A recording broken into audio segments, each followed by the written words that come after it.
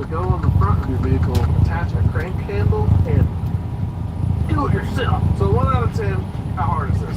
This is a solid 3. Anybody can change their starter. Luckily the Subaru one is right up top in an easy little location. This one's pretty easy. Okay, for the next broken thing in the car, you might have noticed my taillights were doing some goofy stuff during the road trip. Well, that's because the LED taillights I put in this car a few years ago, they're kind of stupid. I'll just show you. Okay, so these are my brakes. Now I'm gonna turn my lights on. Those are my taillights. But here's my taillights with my brakes. Also, you might think that's reverse. That's actually first gear. Second gear, third gear. I didn't make them. Someone DIY'd them. I bought them. I'm going to replace them. So I have a new set of OEM basic taillights that I'm going to put back in there and hope to God that they work normally. Because this is really bad when traffic's behind you and they have zero idea what you're doing. Alright, so on the difficulty scale, this is a 0.25. It's just a couple 10mm bolts to replace the OEM housings. It was a little bit difficult to find some new ones, but like I said, there's tons of parts cars out there. I got some of those, so I'll put them in. Get rid of this crap. Okay, so for the next broken thing on this car is my trunk latch. Now when I do my trunk release, it doesn't unlock. So sometimes someone has to pull it while I pull the lever, but it's easier for me to just come back here and just use my key and open it. But this crack right here is creating a lot of flex in this downward part of my trunk. How does a metal trunk crack? Well, it's not metal. This entire trunk is fiberglass from the factory. That becomes a problem. Oh, it latched that time. Anyway, so difficulty rating 1 through 10, 0, because I'm just going to ignore it. I can't fix it. If I get a stock trunk to replace this with, it's not going to align anyway because this car is already jacked up. So it is what it is. As long as it doesn't let water in, I should be okay. Let's talk about the loudest child in the room, my exhaust. Half of it's gone. So I went over some obstacles and then I noticed the car sounds a little bit louder. Couldn't tell what it was, couldn't tell why. And then I got to camp, lifted the car up, and that's when I noticed it's gone. Where did it go? How far up is it going? The bottom half of my exhaust.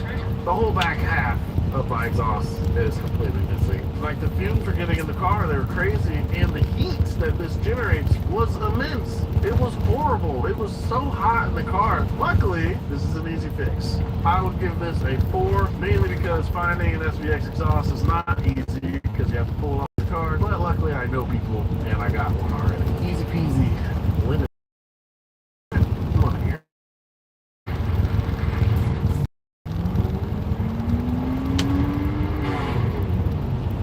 You know, you had the wind noise from the windows being down and the lack of AC, and you kind of drone it up with some music. And already, the fumes in here are awful, so I'm going to go ahead and cut this off. Okay, let's start ramping these problems up.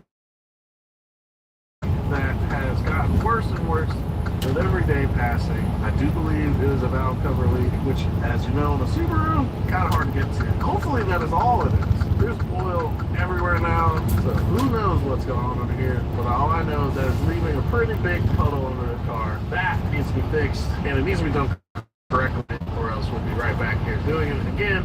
Because this car is so freaky, and that oil has been leaking for mud, and everything here that looks glossy, that's all fresh oil. Caking. Look at that. Out of a 1 to 10, this is not something you do on a trail at all. Probably the closest to 10. I'm just going to go ahead and say a 9. And even in a shop, it's going to get annoying. So, someone else's problem. On to a very unfortunate event, the hole in my floor. That's from bouncing off my slider and landing on top of a rock. There are tons of dents under here, but this is by far the worst one, and that's going to have to get fixed. So I'll either need to plug it somehow, which will be pretty easy, or hire somebody to professionally fix that, because that is bad. I mean, that's the floor of the car. This will rust and ruin the structural integrity of everything. This is all like OEM manufactured undercoating. It's all got to get sanded away. It's already broken off most places. Flattened, welded together from the top and probably from the bottom, but that probably requires us to cut another layer of sheet metal from that to get to this, but it's got to be done, because that will cause a lot of issues. So for our difficulty meter, I would say this is a 10 for me. I don't know how to weld sheet metal very well, and I definitely don't want to be cutting into my carpet trying to find this patch area, so definitely 10 difficulty for me. Okay, everybody, let's get serious. Let's talk about the most egregious broken thing on my car, and it's probably impossible to fix. Let's talk about the structural integrity. Yeah, the car has been rear-ended before. Of course the structural integrity is bad. Well, we fixed all that. Now we go off-roading. You see this control arm subframe mount right here? You see how nice and flat this is right here? Let's look at the other side. Oh my God! What the heck happened there? If I took this to a mechanic and said, hey, can you replace my oil control arm? They're gonna be like, no. This bushing is... Sorry, I almost said a bad word. It's not even round anymore. This hardware is not going to want to come out. It's going to be a pain in the butt. All of this is dented in. I would have to completely disassemble this entire subframe and replace it with another one, hoping that the rest of the car is straight enough for the new one to go on. I could get a whole other car and pull parts off of it and try this. At that point, I might as well just use the straighter car. This is now probably a permanent race car. That's not all. You see these two frame rails right here? Caleb did his darnest to box them out and make them as strong as possible. And look how much this one got punched in. It just, kicks in. Did you get that? Was it good?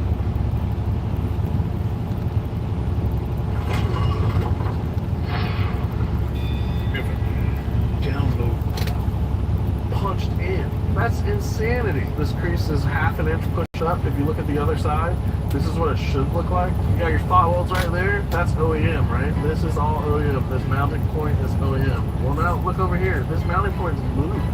It's not supposed to be like that. That's all really bad. This steel is probably making us not able to take this to a frame shop and fix it because it's just too far gone. So this is something that I probably have to choose to ignore and just deal with the hard pull to the right that I feel like.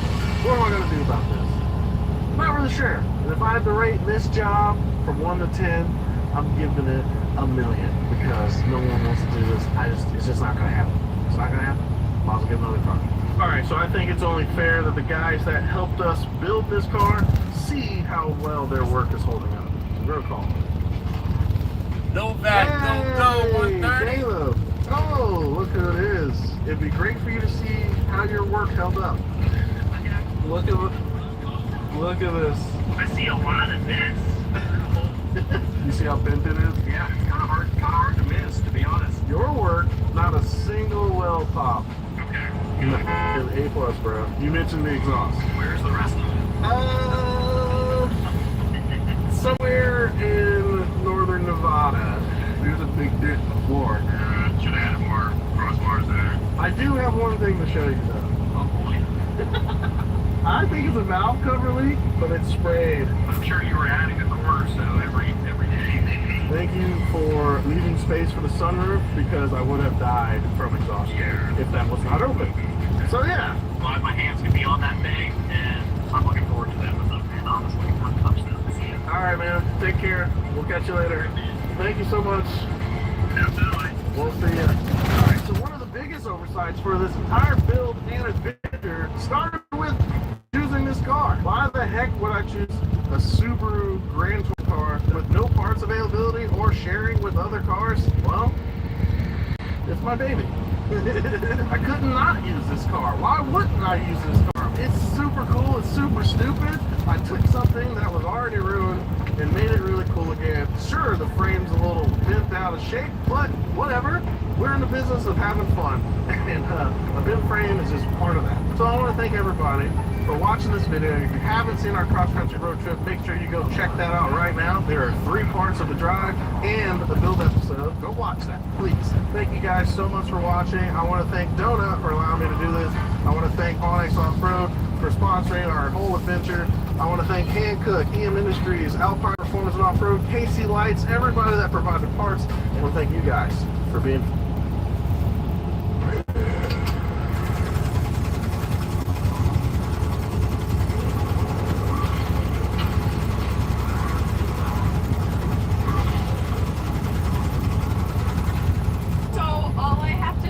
is sometimes girls' nights will ruin your relationship. Honestly, girls' night out is literally just never a girls' night out. It's never. Unfortunately, as much as we say it's girls' night out, it's gonna end up chaos. Let your girl out. Well, my ninjas, you heard it from the horse's mouth. You heard it. But I would argue that sometimes it's okay if your girl go out with a girl's not out. Hold on, wait, before you attack me. Listen, she wants to know her friends. And if there's a fridge among them, that's a good deterrent. Unless, if someone is approaching, if they want common sense, they would know to walk with a snack to replace the snack. So, yeah, it's not worth the risk. Don't let your girl go on a girl's night out.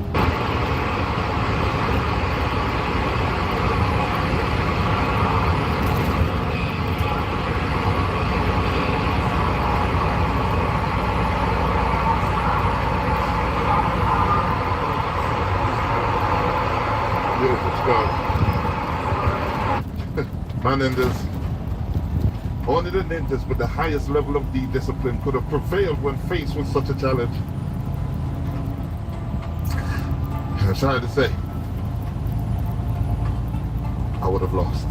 Women are more emotional. Men are more emotionally intelligent. Women will say men need more emotional intelligence, but you experiencing emotion does not mean you have emotional intelligence. The definition of emotional intelligence is knowing how to understand, control, and use your emotions. So you tell me, is you feeling emotions and letting them out on other people emotional intelligence, or is feeling the emotions, not allowing them to dictate your actions, and still doing what you need to do on a daily basis emotionally intelligent? Because you tell me, who exercises that second trait, men or women? Yeah, what he's saying is 100% true. Now, this morning I posted a video about how I was bragging about my wife, and all you ninjas are like, yeah, she's a good woman. She is a good woman, unless she's hungry. My ninjas, whenever my wife is hungry, I don't know what she turns into, but even Satan would be afraid of her. And I told her, when I'm hungry, no one knows. I'm just hungry.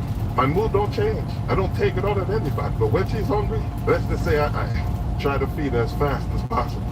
Could you imagine a world where period blood is celebrated and not feared? Yes, I said period blood. Looks like I got my period. Could you imagine a world where women are not shamed for their bodies? Armpit hair, wear it like you just don't care, but you do. Stretch marks, I see you, baby, it's all art. Yes, it's true. This is a work of art, okay? I mean, like, walk with me. Could you imagine a world where menstrual leave is honored, not questioned? Because when you start to bleed, and I'm talking about the first day, and if you have a yoni and an active menstrual cycle, you know what I'm talking about.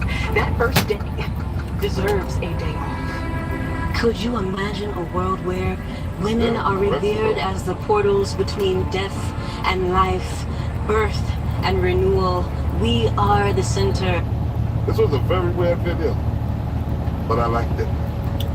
I'm a sucker for natural. My wife don't even wear makeup, you know what I'm saying? Hair and all that, it don't even bother me, because that's how you're supposed to be. But my ninjas, y'all have a problem with that?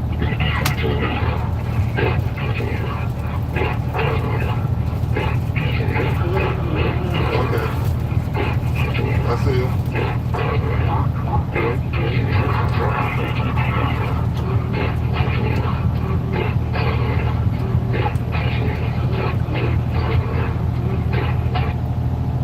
Ninjas, these single moms are not playing. They're advertising well nowadays to let you know you can have all this, but it comes along with this. You know what I'm saying? Record all you want.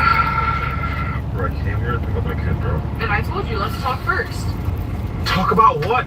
Come back here, we'll talk. You had the kid half the week. Now it's my turn. I can't pick up the kid. Back. Just come back here, and I'll give you your son. Bro, no. Yes. No, I don't want This shit. That ninja might got 99 problems, but she ain't one. That's a good ass deal, my ninja.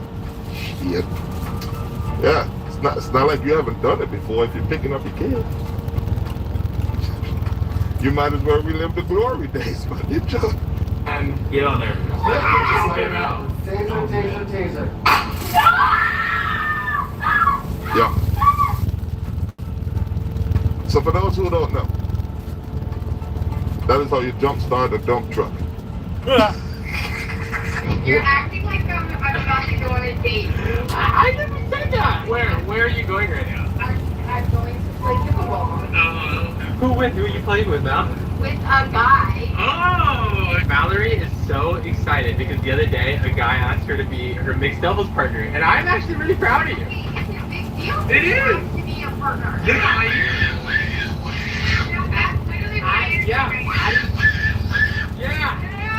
You had to have been playing pretty good that day for a guy to be like, hey, I want to be your partner. I was playing good that day. So how did he do it? Was he like, can I have your phone number?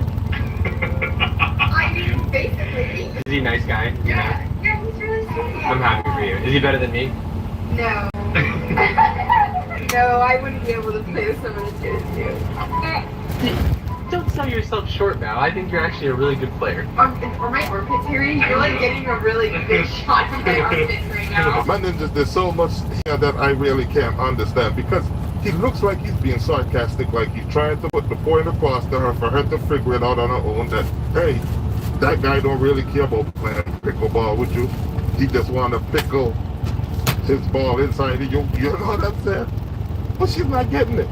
That's why I always think being straightforward is the best policy. Just say some shit. If she feels bad, she feels bad. But sometimes you have to put your foot down. Because to her, she really might see it as he probably really wants to play with me. Not knowing that he wants to play with her. Y'all get what I mean.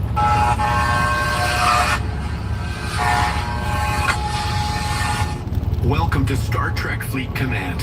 In this game, you will have to make important strategic decisions that impact your gameplay and player experience. Will you focus on upgrading your warp engines to reach star systems and planets unknown? Will you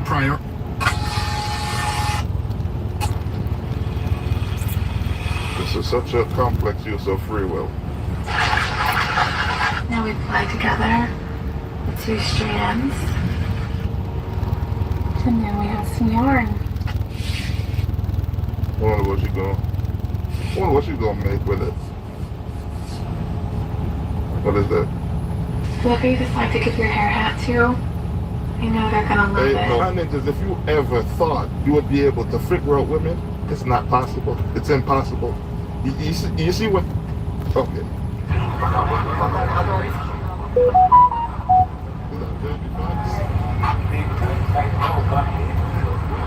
Is that Jamie Foxx? Oh my God. Oh my God. Yeah.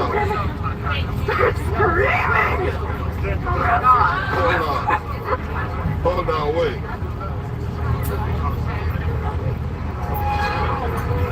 Let me tell y'all something. Jamie Foxx is the realest. A bunch of ninjas be talking about, if it ain't snowing, I ain't going. Now, Jamie Foxx, it was snowing and that ninja went. You my homegirl and you get a nigga and you unfollow me or block me on social media, I'm gonna get my homegirls to come beat your ass. Cause why the fuck is you doing that? I get it, you got a man, you love the fuck out this nigga, but if that nigga ever even picks his lips to say unfollow that nigga and that nigga's not gonna be me, you are a lame ass nigga. If you're my homegirl and you listen to that nigga, do not be my homegirl ever again. And don't break up with the nigga trying to follow me back. Talking about, oh my God, I'm sorry he made me do it. You better stop talking to me before I get one of my homegirls come suplex your bitch ass. Damn, talk about being a sore loser, huh? He got stuck in the friend zone and man, another man won. Man came in and told her, yeah, I know that ninja wants your ass. You need to cut that off. And she cut you off and you get mad. Don't talk about don't be my friend anymore. You was never a friend in the first place. Look at him. You might be sick, ninja. We're with Chris Brown's media team and we're looking to bring some lovely women backstage. Are you guys a fan? Yes. Are you guys a fan of Chris Brown? Yes. Would you be okay with her going backstage with Chris Brown? Yeah. If you said no, I'd leave you. Yeah, I know. Oh my God. Probably. Jesus Christ. These women are so disrespectful, my ninjas. Like, what type of life did a man have to go through to be this soft, to take this type of disrespect? And it's just okay. Look at him smiling like, yeah. You actually You're lying, right? You're actually Pardon? This was the one in a million show. This was the one in a Concert million? of a lifetime, yeah. This is your concert of a lifetime? Yes. You're okay with that? Of course. How long y'all been together for? You trust her? Yeah. I've known her for 24 The thing is that you trust people when it comes to Chris Brown, it's a whole different story. It's a whole different story. So you, I already know that. And he I knows already it. know that. oh, so you give her up for Chris Brown pretty much? She got the whole pass. The whole pass. The whole pass? The entire pass for Chris Brown. Why not? Why would she? My ninjas, have y'all been to a hotel ever in your life? You ever go to a hotel and you always look across the room and there's a chair that's in the corner facing the bed? I think those chairs are for guys like him. You know, he sits there while another bed just rearrange his wife's guts in front of him. And he loves it. Because what he's saying there, man, pray for them ninjas.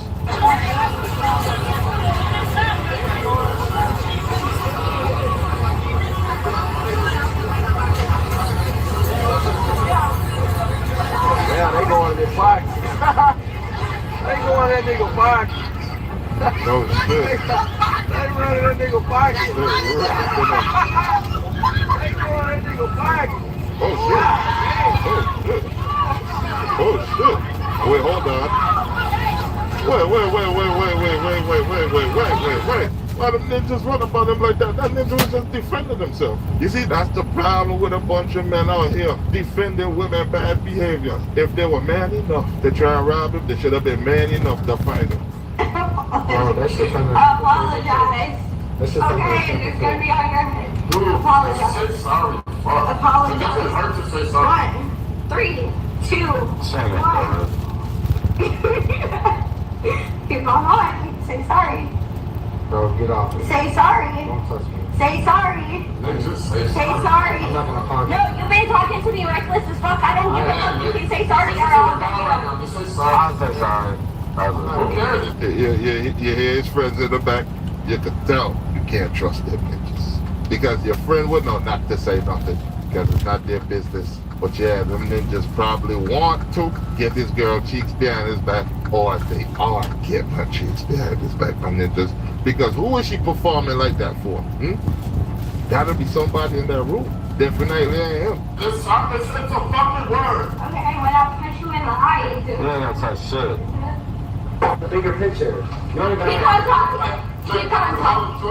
Keep on talking. This is your fucking problem. You don't know when to shut the fuck up. Fuck, you're irritating. You ever riding someone's coattail? You don't even know what a coattail is. Make sure you do. Shut the fuck up. Holy shit. What the fuck? You see that shit? Yeah, that friend who's laughing at that.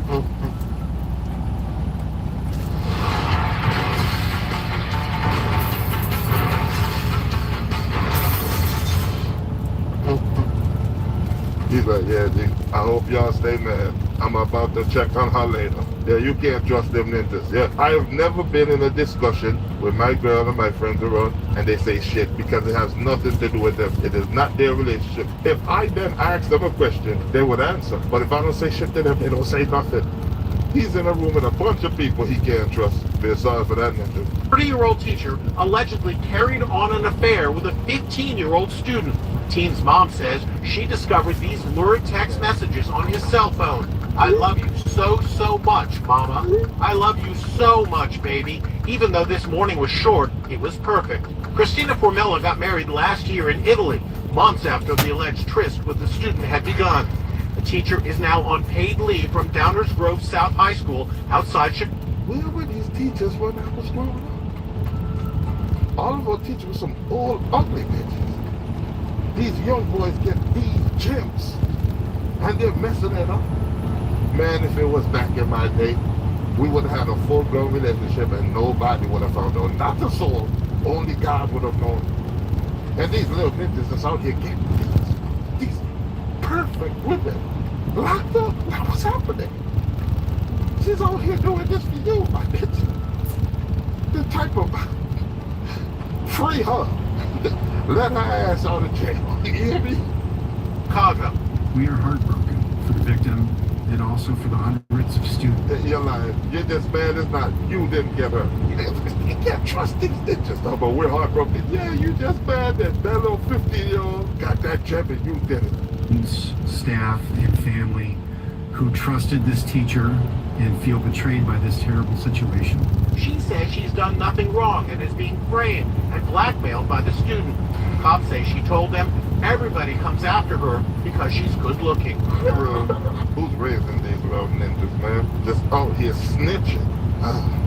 But like and subscribe to the ninjas. Guys, this is a tutorial on how to touch your she's mouse pretty. part 2. Okay, so first, what you want to do is you want to take off your shoes. It's okay to be barefoot outside. Remember what I told y'all.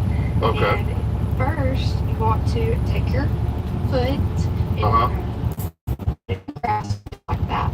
Okay. I'm being honest, I haven't been outside in a while. Touch some ass, touch some grass. I really should do that, but what? If it ain't.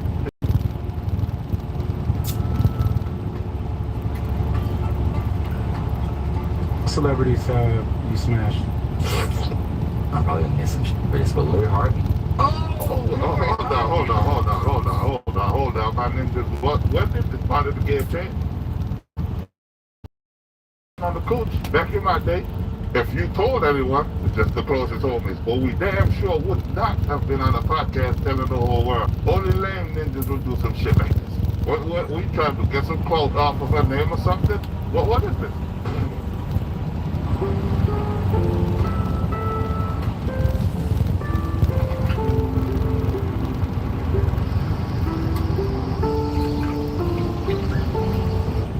Will do some shit like this. What we trying to get some clothes off of her name or something? What is this? It wasn't like a smash though. Like it was like I was really like fucking with her. She was really fucking with me. Cause she would Uber to like my place on the beach, and come out with me, stay with me some nights. Was it good? Phenomenal. And this is before she got like thin. I was with thick Lori. But what's that? Thin like she is now. I prefer the old Lori, honestly. Did you go raw? Yeah. Who is this ninja? I have no idea who he is. I'm never gonna try to look up who this ninja is. Cause this is some lame shit. Like what? I was messing with Thin Lori, not Thin Lori. I don't know what part of the game this is, but it's not a fun part. This boss fight is a little too challenging, my ninjas. She was very, very constant. I'm not gonna lie to you. One time, I was trying to be slick and get a video. Bruh. This girl was like so. Tell me if that's not lame ninja shit, my ninjas. He's trying to record the woman without her knowing. Well, who does shit like that and then brag about it on the podcast for the whole way? Lock this nigga up, man. Lock his ass up! Lock his ass up! Standards are too damn high. You're never gonna find someone that you like. You're gonna be 35 years old, and guess what? The same guys you're gonna be chasing after, they're gonna find chicks 10 years younger than you, and they're gonna go after them. Okay? You gotta lower your standards. I think that's the worst advice ever. Go ahead and do that. That ninja sound like he giving you some solid advice there. Some solid advice. Let me tell you something. You know what's funny? I have 6 aunts and only one is married. I have 7 uncles and all are married. That ninja ain't lying to her. He is not lying to her. We have been married for almost 3 years now, and we have a 10-month-old daughter. My husband is amazing when it comes to money. He follows a strict budget, tracks every expense, and even sends me little charts each month so I can see exactly where our savings are. Because of him, we have 0 debt and a healthy emergency fund. I know that's a blessing, and sometimes I feel guilty even bringing this up, but lately I'm really frustrated. He refuses to loosen up financially. I want us to enjoy life while we're still young, go on a Mediterranean cruise, update our kitchen, and maybe lease a new car like my best friend just did. Hey, what's up, baby? Oh, you're welcome.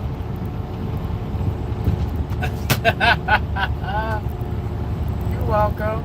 I appreciate you hooking me up. Thank you. You're so sweet sometimes. Other times you accuse me of stealing, but that's not today.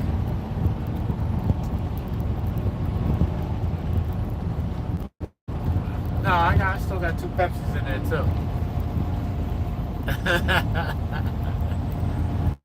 It's alright. A little something to sip on at the end of my day too. I owe you now. Damn. You gonna tax me? That's cold. That's cold. I'm gonna get up. Don't you worry. Don't you worry.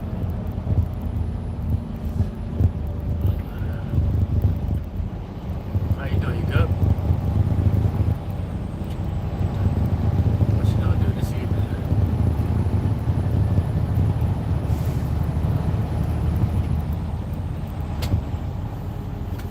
Oh, you really don't want your poor mama to work. How you gonna put your mama to work like that?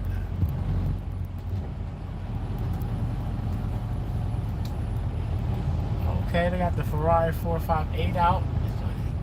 Nice. Yeah. Okay. That's how matte gray, black accents. That shit is fire.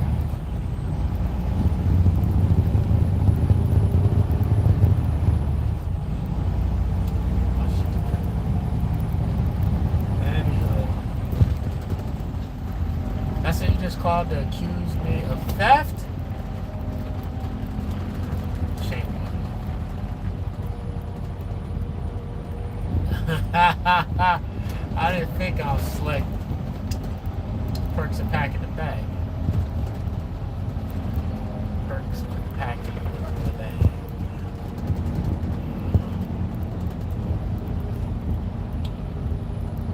Come on, traffic. I need this amount of smoke.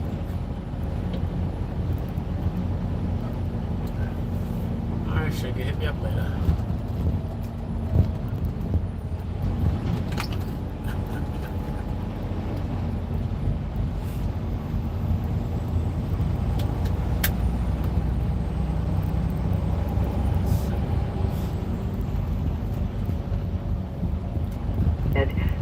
We can technically afford the payments if we dip into our savings a little. 2 weeks ago, I ordered a bit pricey stroller and put it on a buy now, pay later plan without telling him because all the moms in my play group have that model and it just folds so easily into the trunk. When he noticed the charge, he calmly canceled it, paid the restocking fee, and reminded me of our goal to buy a house next year with a 20% down payment. He wasn't angry, he just said, "This isn't aligned with what we agreed on." Somehow, that made me even angrier than if he'd yelled. I feel like the boring parent now. Everyone around me seems to be living their best life. New cars, weekend getaways, while I'm stuck. This is all you know, women don't think about nothing that they say, my niggas. Everyone around me seems to be living their best life. Seems. She have no idea how hard their life might be, but you know how easy hers is. And she would jeopardize that just to look like all of the rest. This is one of the scariest type of woman that any man could get with, my nigga. Just imagine, you're doing all this good shit, and she still finds a way to complain. Oh my God. Well, I'm sorry for some of you niggas. Couponing and checking price per ounce in the grocery aisle. Sometimes I resent that he's so disciplined. It feels like he's prioritizing spreadsheets over spontaneity, and I worry we'll wake up one day with a fat bank account but no fun memories. Am I being unreasonable? Part of me knows he's right, but... Hey, if that man wasn't taking care of me, not making any money, it would be the same woman saying, "Oh, he doesn't make any money, he doesn't take care of me, we're hungry, we're starving, he could do more." You can't please these women, man. Just trust me, you can't. Exactly what he's doing, stay disciplined, stay on your purpose, because that's the only way you could survive in these streets, man. They just... Ooh, you playing Marvel Strike Force? You know? Yeah. Alright, best villain in the game. Go. Stay disciplined, stay on your purpose, because that's the only way you could survive in these streets, man. They just... Excuse me. Jesus Christ. Are you single? Well, when I was growing up, all of the white women had pancakes for cheeks, my bitches. Every last one of them. When did the shift in reality happen? It's like I missed out. I'm just playing. I'm just.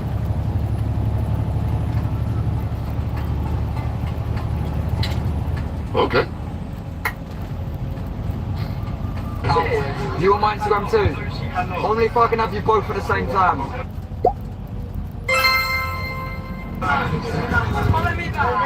Alright. Come here, darling. Come here. Listen. If you follow her, you have to follow me. Wait. That's my goal. Alright, not for long. You just shut the hell up, Tugboat. That's my girl. You think a real ninja gonna care if she your girl or not?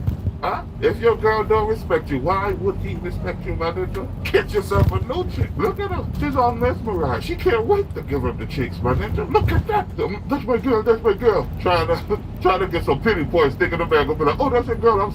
I'm sorry, my ninja. Hey, could you step back, lady? Hell no. If your woman don't respect you, nobody else gonna respect you. Not for long. Not for long. You're gonna message me though. Yeah, of course. You're gonna come back to the villa tonight. Drop me a message. Shit. What's your name? Give me a kiss on the cheek. Ooh. Sorry, bro, but game's the game, mate. You look hella rough, bro. You look like a cup of lad right now. Yeah. It's alive, it's alive. Yeah. Weak. Mate, you can't have that, bro. You are. Mate, tell her you're done right now. Not right now. Cook. Shit, fried, baked, grilled, everything, my ninjas. Look at him. Oh, look at him. Not right now. You know, she's been the only girl who's giving me the time of day. I'm still working my way up. I think maybe, just maybe, if you don't smash it tonight, I might get some chicks. I might get it. Look at him. Oh, God. Oh, that's why I have this channel. I admire beautiful women all the time. You know, that's something I do. But my ninjas, I'm here to help y'all. So you don't be out here. And that week, bro, there's billions of women. You should never, ever be with one who disrespects you like this, my ninja. Oh, my God. You got that I was my single mom type energy. I want you to know that like 90% of black guys fantasize about white women. You are like the perfect. Hold on. I was going to say that's not true, but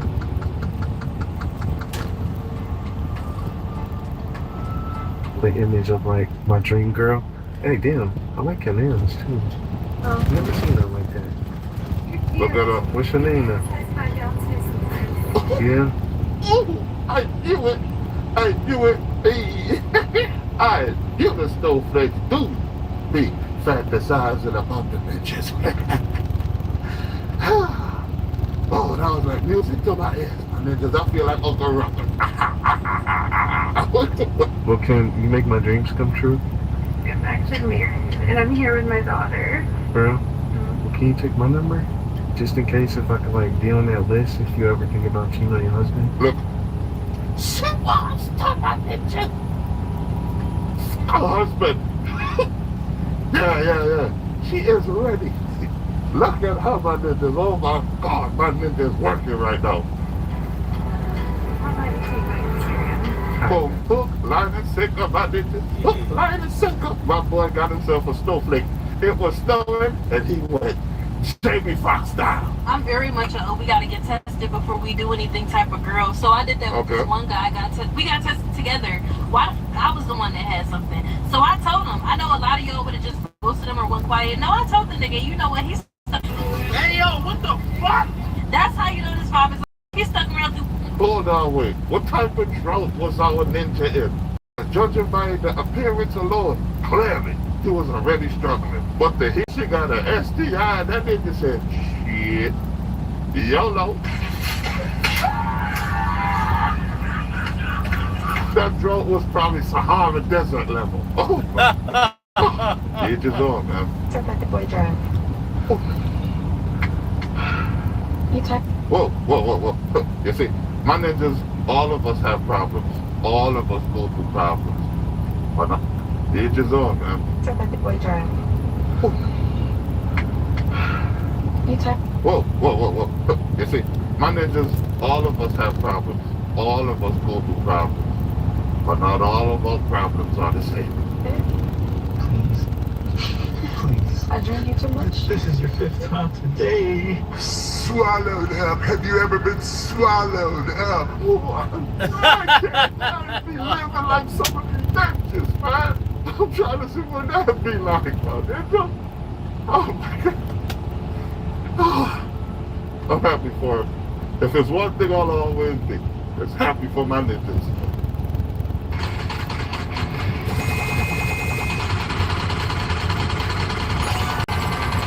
It's happy for my ninjas. How you doing? The light bill? Jesus Christ. You're welcome. My ninjas. Give me 1 second. Okay, so I went to Lowe's, right? And I can't even open this thing. It's like 72-piece drill set. Got a hammer, but she wasn't there, so like that fall 7. Where's my sewer? I'll be back.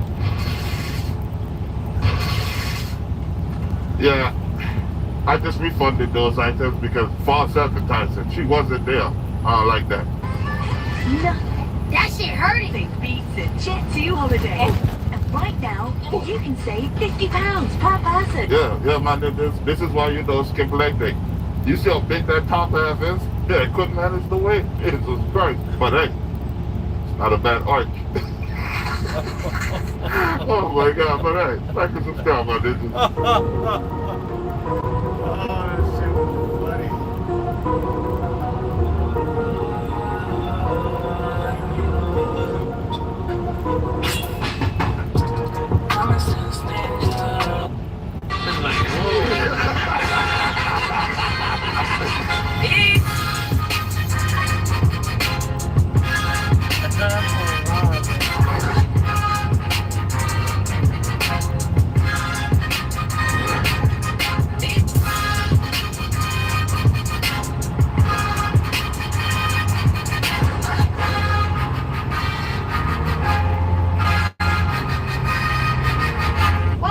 It Is What It Is. This episode is sponsored by Underdog.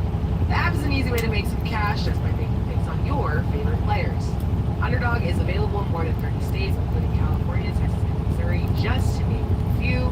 So Underdog is dropping awesome promos all week long, so check the calendar on the screen to see what's coming next. They also have a Saquon Barkley guinea pig available to new and existing customers until kickoff. And Underdog's got a brand new offer for new customers. Play just $5 and get $50 in bonus funds when you sign up with the code It Is What It Is. I'm Treasure Wilson, aka Stat Baby, along with your hosts, Mace and Kid. Yo, what's good, man? What's good, man? How you doing today? You alright? Yeah, man. What's going on? A lot.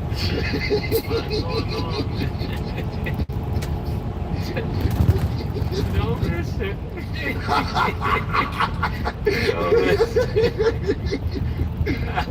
What I don't listen to. I say he doesn't listen. You gotta learn everything the hard way, man. I showed this nigga this like 30 years ago, man. The roosters come home. The roosters come home. Yeah, man. Yo, man, I just know I realize, murder, when I say stuff, because I say shit and just move on, and I realize my words hurt, man. But you did tell me about this shit 30 years ago. I totally agree with you. But what I'll say is this, because I know people are probably like, what you talking about? But Dave, I seen your message, and I got it yesterday, and I won't say anything today about anything. But I only have one thing to say today. I'll save it for talking because I can't. But Murder did tell me 30 years ago. I ain't gonna say what he told me. So y'all, today we are joined with our analyst, Olympia. Arabia! Oh my goodness! Hello. How are you? Called? Thanks for having me. What is that called you did with your hair? Oh, it's like an ombre layer middle part situation. Oh yeah, Cam don't know what the ombre is. You know what the ombre is, Cam? Yes, miss. I didn't have to ask this. She just told you what it was. Why would I repeat? But what is the ombre? You tell me.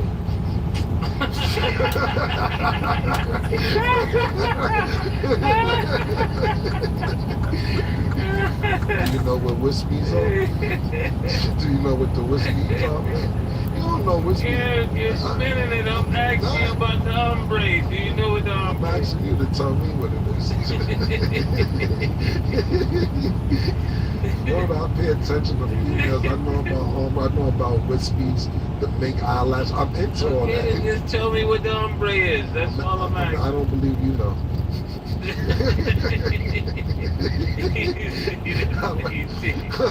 I don't believe you know. Sir makes a lot. I'm just saying.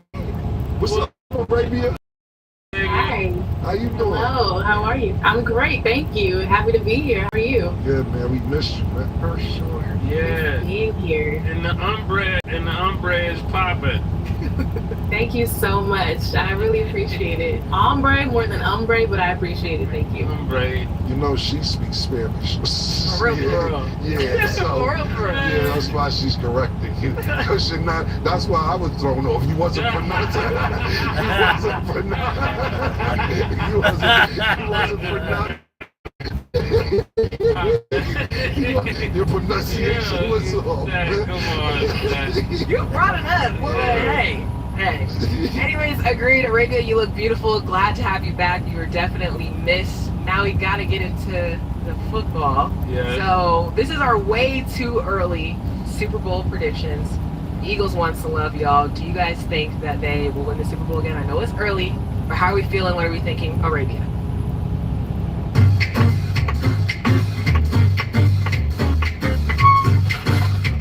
They will win the Super Bowl again. I know it's early, but how are we feeling? What are we thinking? Arabia.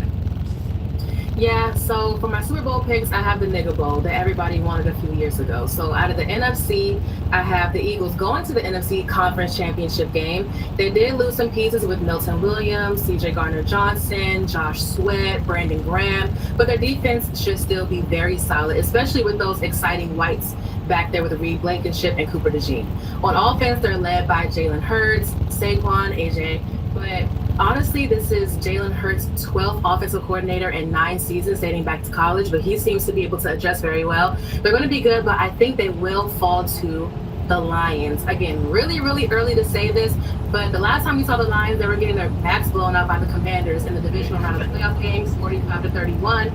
But don't get it twisted. The Lions are very dominant when fully healthy. So I have the Lions coming out of the NFC. Again, way too early. Out of the AFC, I have the Bills in the conference championship game. They're projected to be the highest scoring offense in the NFL, even though they haven't led the NFL in scoring since 1990, but they're projected to do that this year. Defense should also be solid, but I think they will lose to the Ravens. I have the Ravens coming out of the AFC. And it's a really big if Lamar Jackson, Todd Monken, offensive coordinator, and John Harbaugh stick to their identity, they tend to lose their minds in the playoffs. If they stick to what they know and what they're good at in the playoffs, they have a really good chance this year of making it to the good game. So I have the Lions, Ravens, and the Super Bowl. Schaefer, what do you think? Do you agree or no? Lions and Ravens. That's horrible news, Arabia. The Lions, shout out to Detroit. Shout out to everybody in Detroit. I'm gonna let you rock. Shout out to Detroit. But you know who's gonna be in the championship. The same team who's been there for the last couple of years. I think this is the year Patrick Mahomes is really upset with what happened and transpired last year. He's coming back with a vengeance. I'm just letting you know this will be the best season that we see from black quarterbacks. I think all the top quarterbacks will be black. This is going to be the year that happened. I'm putting it out there just so y'all know it's not steroids or anything like that. It's just going to be a nigga Super Bowl, you know, but not the type of niggas you talk about. So I got.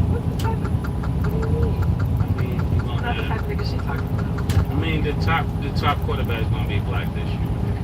Right? So I'm just letting you know that early. But I got of course I got KC, I got Kansas City, and I'm gonna go with your team. I don't see why you didn't pick this. I'm gonna go with the Commanders. That's lovely. I don't know what you just said. I have no idea what Mason is saying. He went in a whole circle, said a nigga bowl like Arabia said it, then he went back to not that type of nigga. That's the only Where's the DJ at? Like, this nigga's DJ, he's just spinning. Those all black quarterbacks. I understand what you're saying, but you didn't say nothing really that she didn't say. You just kind of just piggybacked on what she said. No, she didn't pick the Commanders when it was all said and done. And she didn't pick Kansas. No, you picked 2 different teams, but leading up to your picks, it was shaky, it was turbulent. You landed the plane. But it was early in the season. It was mad turbulent. I'm getting my feet wet. Listen, yeah, I ain't mad at that. Listen, this is a good question because to me, it's very hard to repeat. That's first and foremost. If we're going to say and go off paper, we're going to say and say Philadelphia should repeat. Arabian brought up a lot of great points, and I'm glad that you were being realistic and then pick the Commanders, because I thought that's where you were going when we originally started. Yeah, taking them, like looking up, about to go right.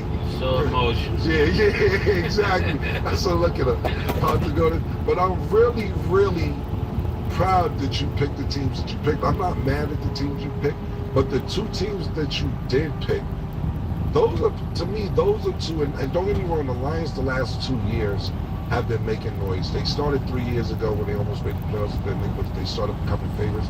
But to me, those are the two biggest teams that, like, they're outside of the Buffalo Bills.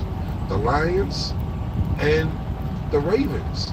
They get to the show, they get to the dance, and then what they do, they let you down every year. So I'm not going with those two teams. That's what I'm not going with. Are those good picks? Absolutely, those are good picks.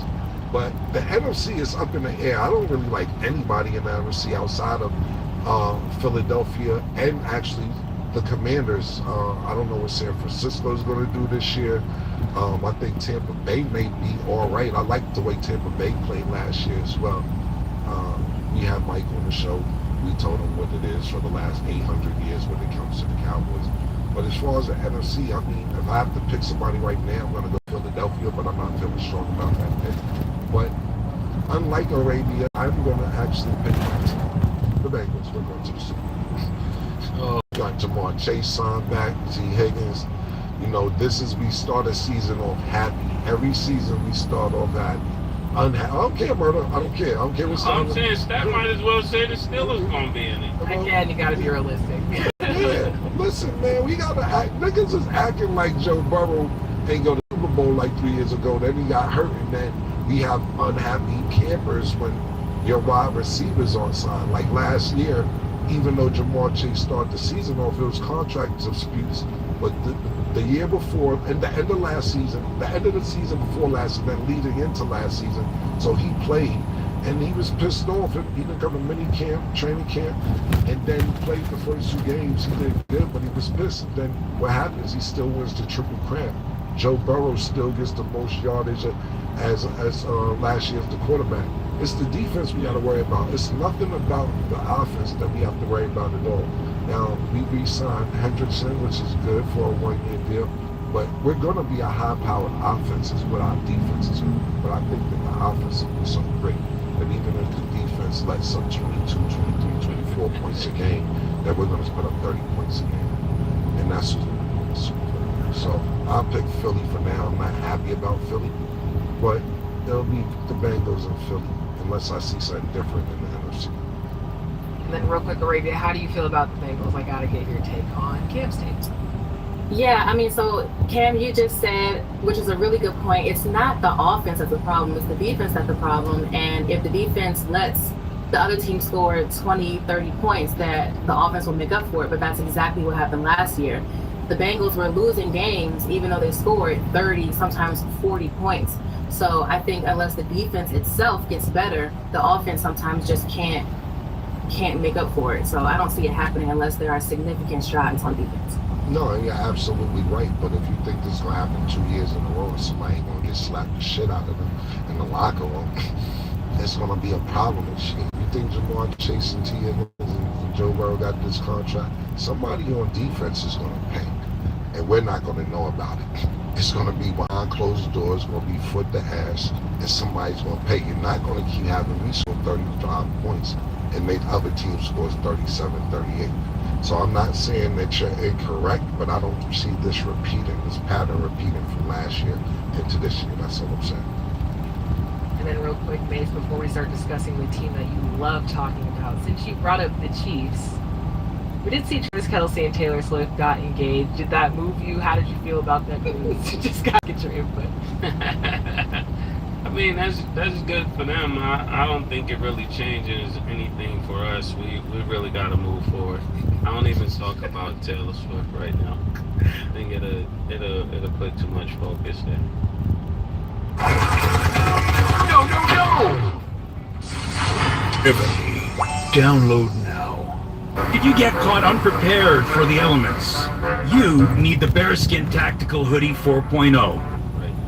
I think it'll put too much focus there. I think the focus is gonna be there regardless, but I hear you, GM. That was a very GM answer. You said it doesn't move us. Got it. We'll see what happens with the Chiefs and Taylor Swift, but shout out to them for their... Shout out to the Swifties and all of... Is Kelsey a Swiftie? Yes.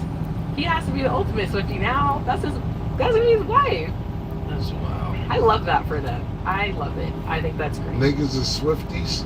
I thought the Swifties was... Because like with Beyonce, I didn't know if it's niggas in the Beehive. Beehive, yeah. It's niggas in there? Yes. I wish I would say I'm part of somebody's Swiftie or Beehive as a grown man. That's what it is. I thought it was all females. No. So let me ask you this: could a nigga be a barb that Nicki Minaj could wear? Yes. I've met male barbs and I've met male Swifties. Where you met no Bob? Miami. Not like where at? So I don't go there. Concerts. Nigga be like, yo, I'm a barb. Well, you can tell, like, if they, like, you know, it's like, okay, you're a niggas barb. say, clock it.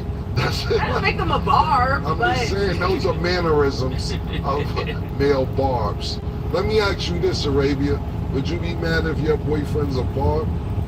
Yeah, that's absolutely. I would never date a man who would ever call himself a barb or anything like that. It's a rapper. Thank you. That's all I'm checking. You know what? Stat dated white guys, would you date a Swiftie? Gosh. No, I'm saying they don't gotta be white or black, but Stat likes eclectic niggas. Like, let me ask you this question, because sometimes I just feel that makes me feel like, you don't know what's going on. Can your boyfriend have colorful nail polish, Arabia? Absolutely not. The most my boyfriend can do is go get a manicure, maybe some clear over it, but that's as far as it's gonna go. There you go. Yeah, because that. What if it's bubblegum pink? No, just clear. That's it. Thank you. I just checked her. She Stabby trying to make it seem like y'all wilding, y'all out the loop.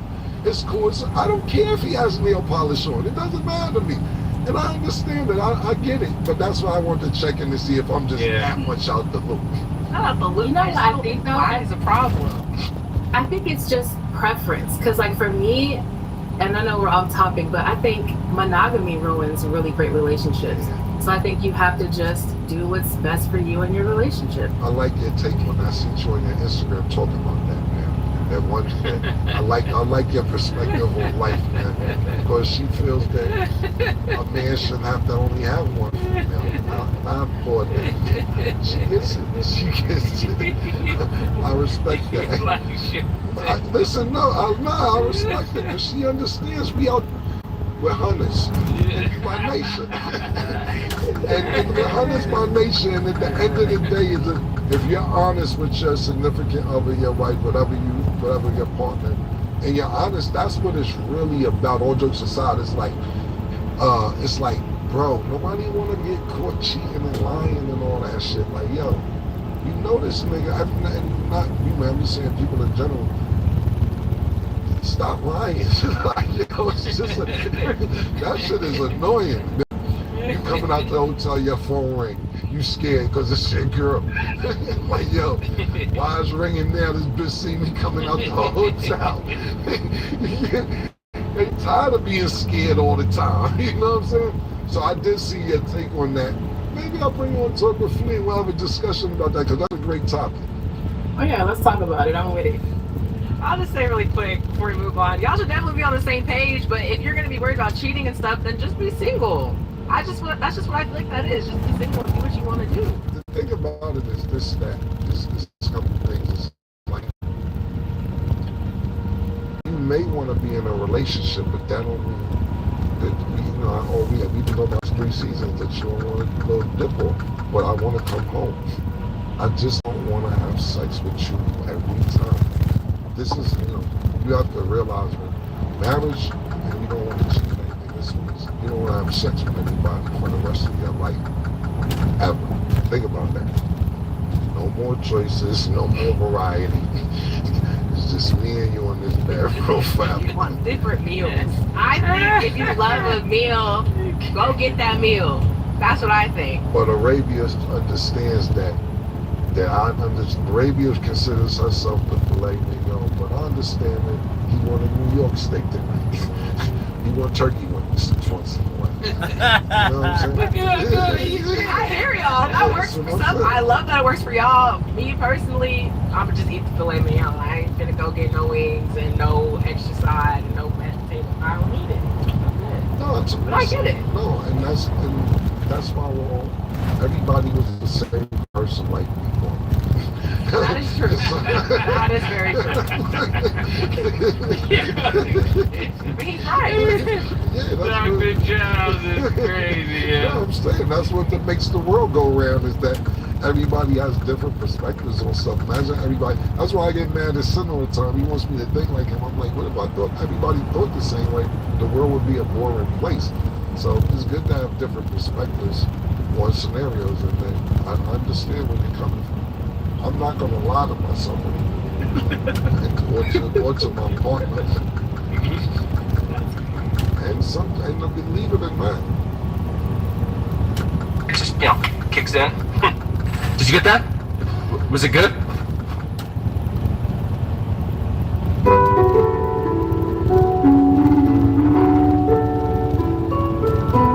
Partners. And believe it or not. Girls be liking girls just as much as niggas be liking girls, to be honest with you. A lot of these girls be off girls trick. It's a girls trick. Some lick cat. It's the truth. Yeah. Neil's having a great time. Neil looks happy. And I love that for him. Everybody's different. Yeah. That's what I'll say. But I'm saying too, girls be acting like they going on girl trips, and they really be out there for each other. That's a fact. We all live different lives. Have a girl ever flirted with you and tried to come on to you? Yes. Exactly. So I'm telling you. Wow. You said what? Yeah. That's what I'm trying to tell you. It's like, it's cool now. You don't have to, a lot of stuff that when I was growing up, and you probably grew up in it, you had to hide. You had to keep it a secret, and now it's open to where you can walk down the casino holding hands with a girl in each other, or even you see men holding hands or whatever. I'm just saying, a lot of stuff you have to keep secret. So a lot of shit is out in the open. Like when I see somebody 50 years old or 55 years old twerking on Instagram, I'm like, you wish you could have did this in 92, don't you? You're trying to catch up for lost time because it's cool now. It wasn't cool to do it in 92. You had to go off your face card, and that mattered. Wow. Well, I love that everybody's living in their truth. Shout out to the Swifties, shout out to the Barbs. Do y'all think? Would you date a barb? A nigga barb? No. But he can obviously, Nicki Minaj music. Like Nicki Minaj music. That's what I'm saying. I love but a barb is like extremity, like it's to a certain. I don't think I could date anybody who's obsessed with celebrity in general, but that's just my thing. But shout out to him. You like what you like. That's what we like.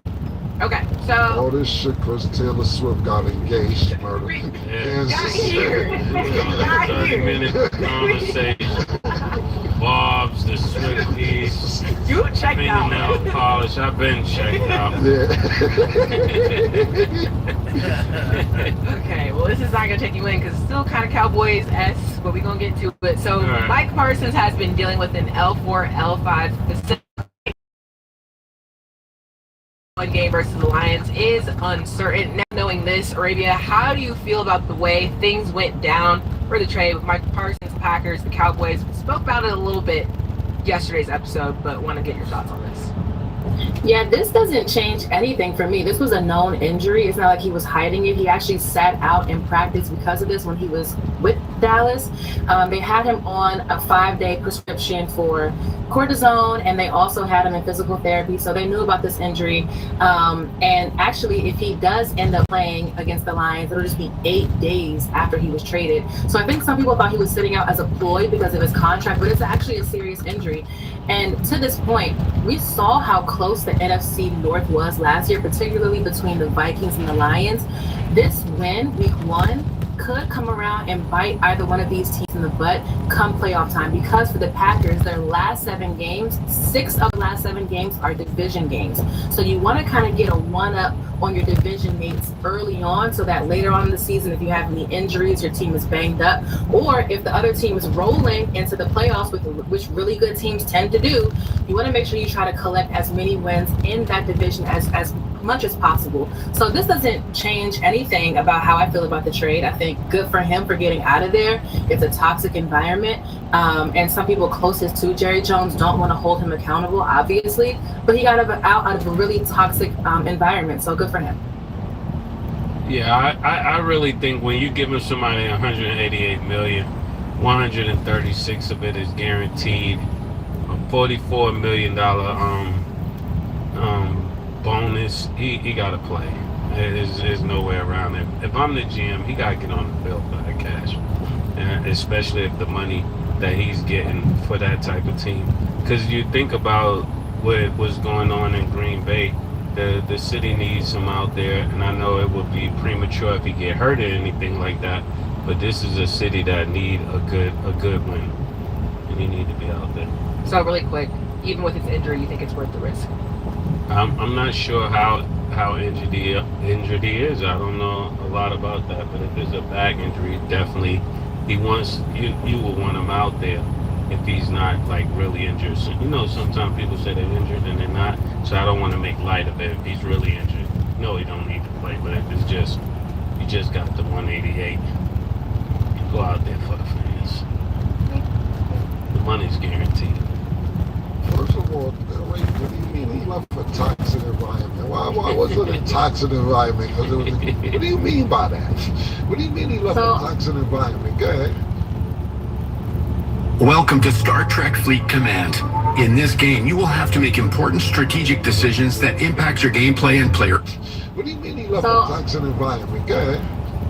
Yeah, I think I see what you be doing now, and I'm gonna feed into it. The Cowboys are the worst sports, and this is now not all 32. This is Arabia now. The Cowboys are the worst sports organization in history, led by this Tales of the Crypt, horrible owner who most people want to stay in the position he's in because he's the Cowboys' worst enemy. And like I said about the Bengals before, Jerry Jones and the Cowboys can game plan for Jaden Daniels and for the Giants defensive line and for the Eagles' dominant defense and offense, but Jerry Jones is the Cowboys' worst enemy. And good for Micah Parsons for getting his ass up out of there. So that's what I mean by it's toxic. Jerry Jones wants to be the superstar diva, doesn't want anybody to outshine him, and he wants to just make all these decisions and be weird. And not everybody wants to be a Cowboy under those circumstances. So I'm about to go on a rant, but yeah, the Cowboys are trash, they're horrible, and because they're led by Jerry Jones. All right, yeah. I'll say this. I'll say this. How many Super Bowls does the Redskins have? I'm a former Redskins fan. Now listen real quick, and I know they're Commanders now. I'm saying the Redskins because we know the Commanders don't have any Super Bowls. I'm from Joe Dosman, John Reagan's Art Monk, bro. When I was 8 or 9 years old, I had the Redskins phone like this helmet right here. Like I used to pick the phone up, and like I was really a Redskins fan. Joe Gibbs, quarterback, all that shit. How many championships does the Redskins have right now? They have 3 Super Bowls. What's the last one? Just asking. 1991. So Jerry has more recent Super Bowls than the Redskins. That's what you're saying. Well, when was the last Cowboys Super Bowl? 96. That's what you're saying. They're more recent than the Redskins. So that's what. Okay. Yeah, so 91 was over 30 years ago, and 5 years from 91 is a drop in the bucket compared to 3 decades since both teams basically won a Super Bowl. Spend it how you want. They won a Super Bowl more recently than you guys won a Super Bowl. Secondly, he bought the team for $180 million.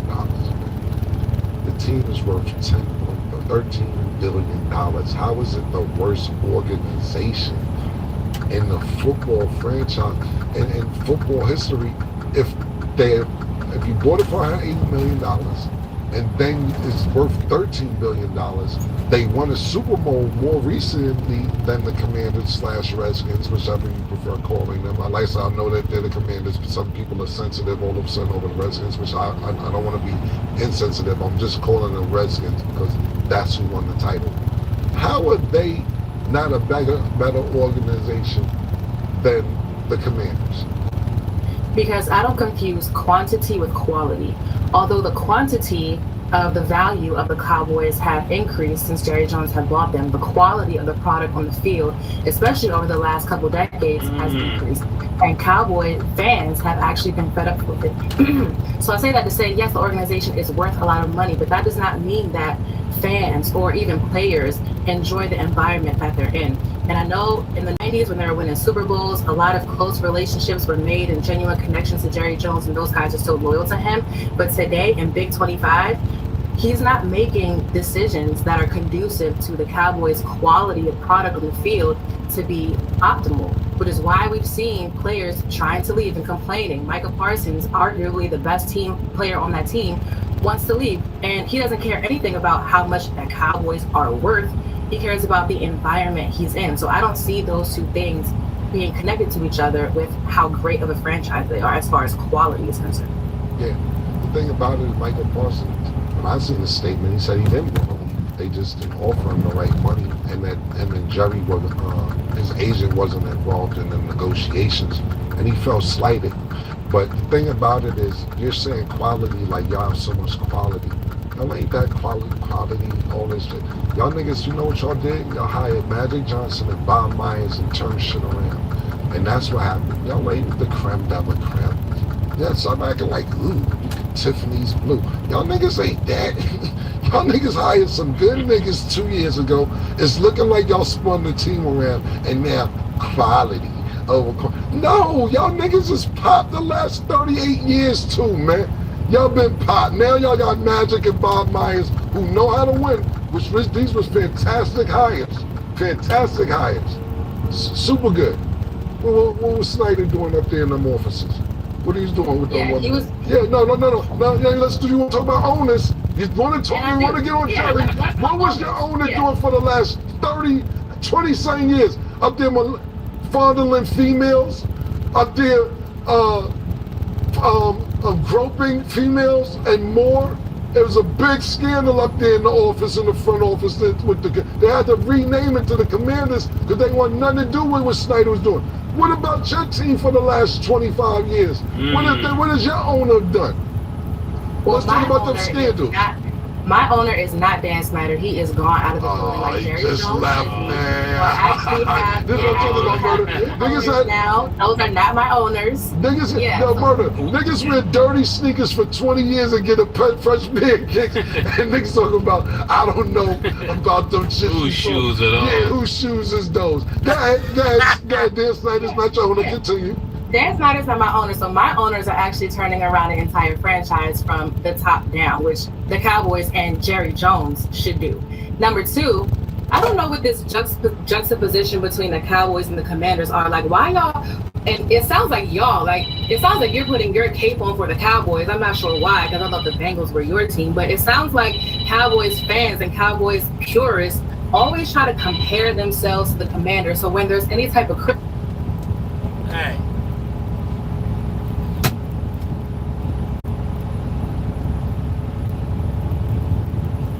Hey, yes, you should have confirmed that beforehand.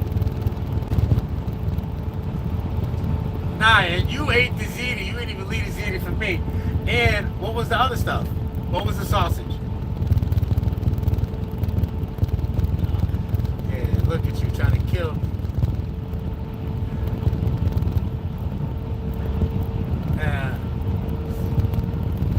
No one said the food wasn't bad. I just the ingredients don't align with my beliefs. You understand? Now that we know what it is, you can't double back and tell me I was wrong for not taking a chance. No. When in doubt, throw it out. Nah, that was an accident. That was an accident with that piece of pepper, with that pepper. Nah, get off my phone. I'm playing on my phone. Tell her make me a plan of ziti. I want some ziti now. Alright, fine.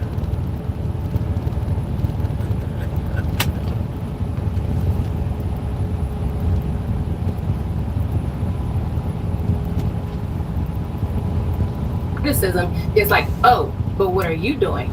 When the fact is, it's plain as day to anybody who can see the situation that it can be a very toxic environment when you have your owner coming out bashing players and trying to do all these under the table deals without agents.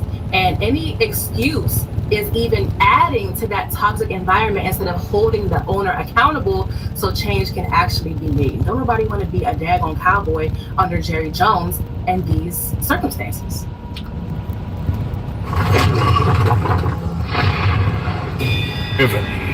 John, no!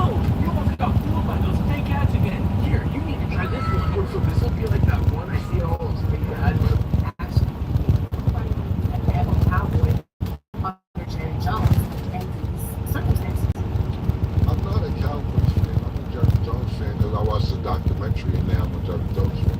So yeah, that's happening a lot actually. A lot of people said that you should watch the documentary to see the kind of guy that he is and see why people are so loyal to him, and that I can actually understand. And I'll compare it to a UFL player who played for the Cowboys and ended up going to the UFL. He got in some trouble when he was a Cowboy. Jerry got him out. But as a UFL player, he also got into some really big trouble. He didn't have Jerry Jones and that backing behind him. I think Jerry actually really does care for his players.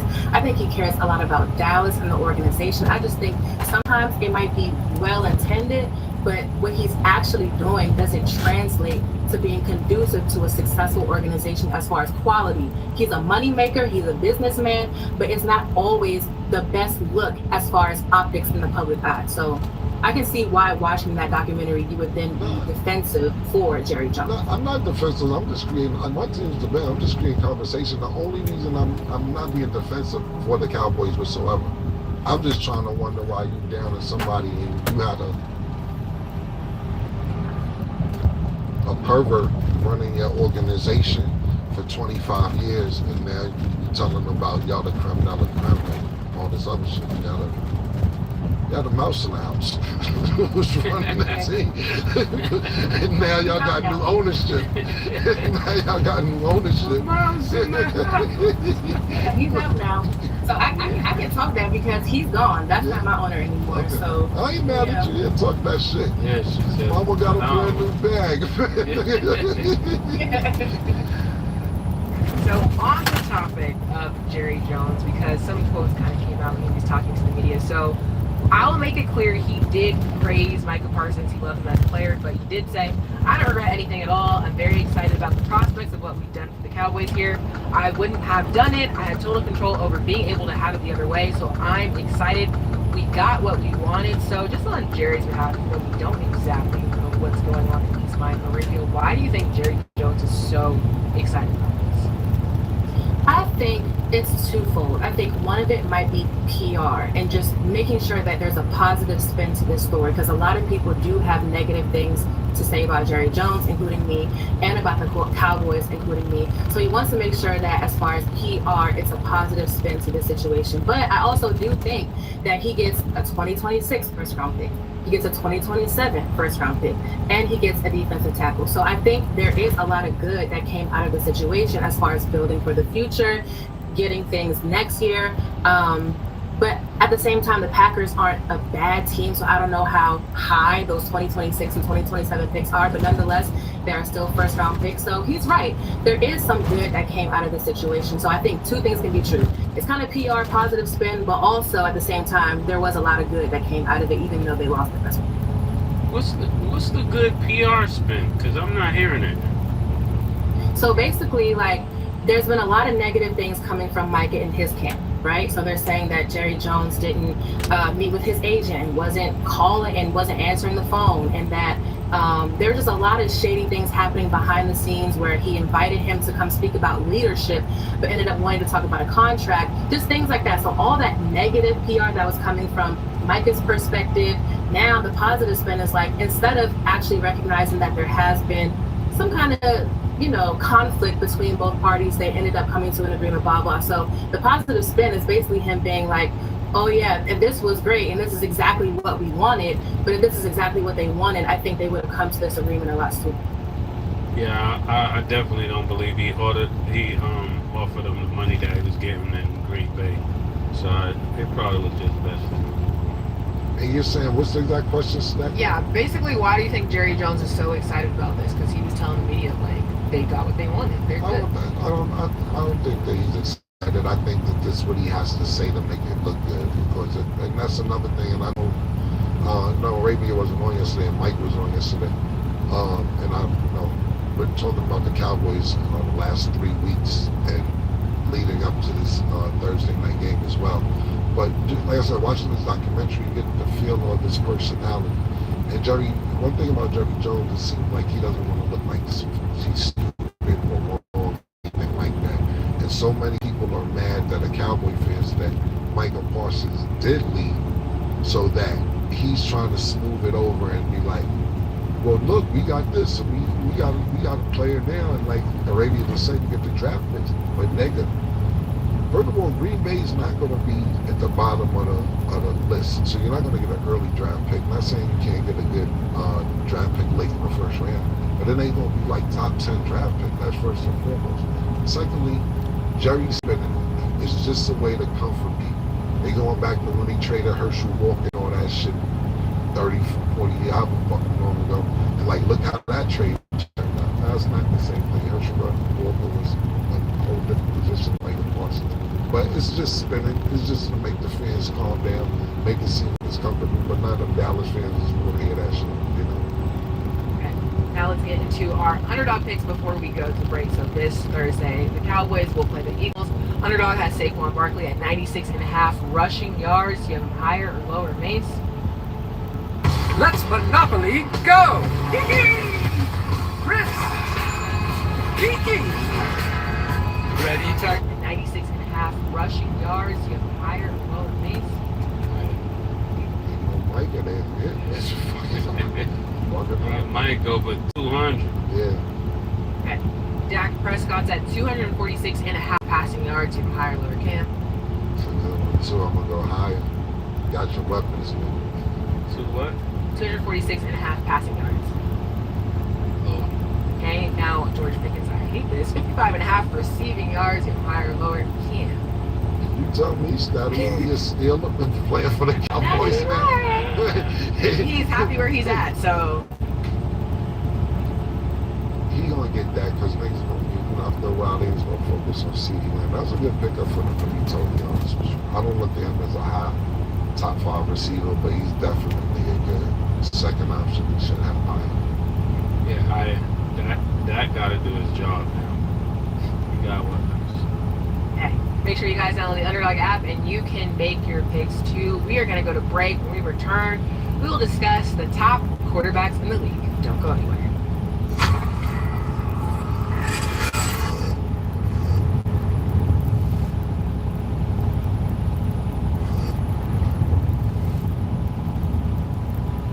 Welcome back. So the NFL had a top 100 players of 2025 list. So it starts, with obviously 100 players, but we're going to discuss the quarterbacks. So their top 5 quarterbacks on their list was 1, Lamar Jackson, then Josh Allen, Patrick Mahomes, Joe Burrow, then Jalen Hurts. Arabia, do you agree with this list? Who would be your top 5 quarterbacks going into the season? Yeah, I agree with this list. I don't have a problem with it. I think there are certain things that a lot of quarterbacks do well and don't do well. I think pretty much for the most part, everybody has the same top 4, but just arranged differently. So most people have Lamar, Joe Burrow, Patrick Mahomes, and Josh Allen in different ways. That 5th one is where people start to disagree.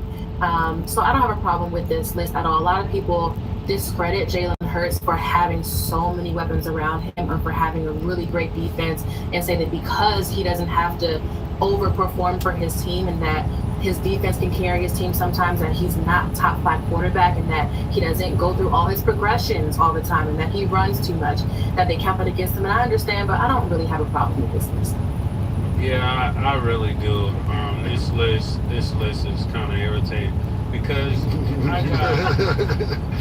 I got Patrick Mahomes #1. I got Lamar at #2, and I got a 3-way tie between Joe Burrows, what's his name from Buffalo, Josh Allen, and we talking about Jalen Hurts. I got Jalen Hurts at #3, tied with all of them because he's the one that got it done. He's the one that got the championship. So I don't think it's even possible to keep bumping him down when he's the one that made it happen. I don't care what you say is around him. There's weapons around Joe Burrows. There's weapons around Josh Allen, clearly, and he panicked in the last second of the game. So I gotta go with him. Josh Allen panicked. Yeah, you remember the playoffs? That nigga threw that shit in that nigga hand. That nigga dropped the pass.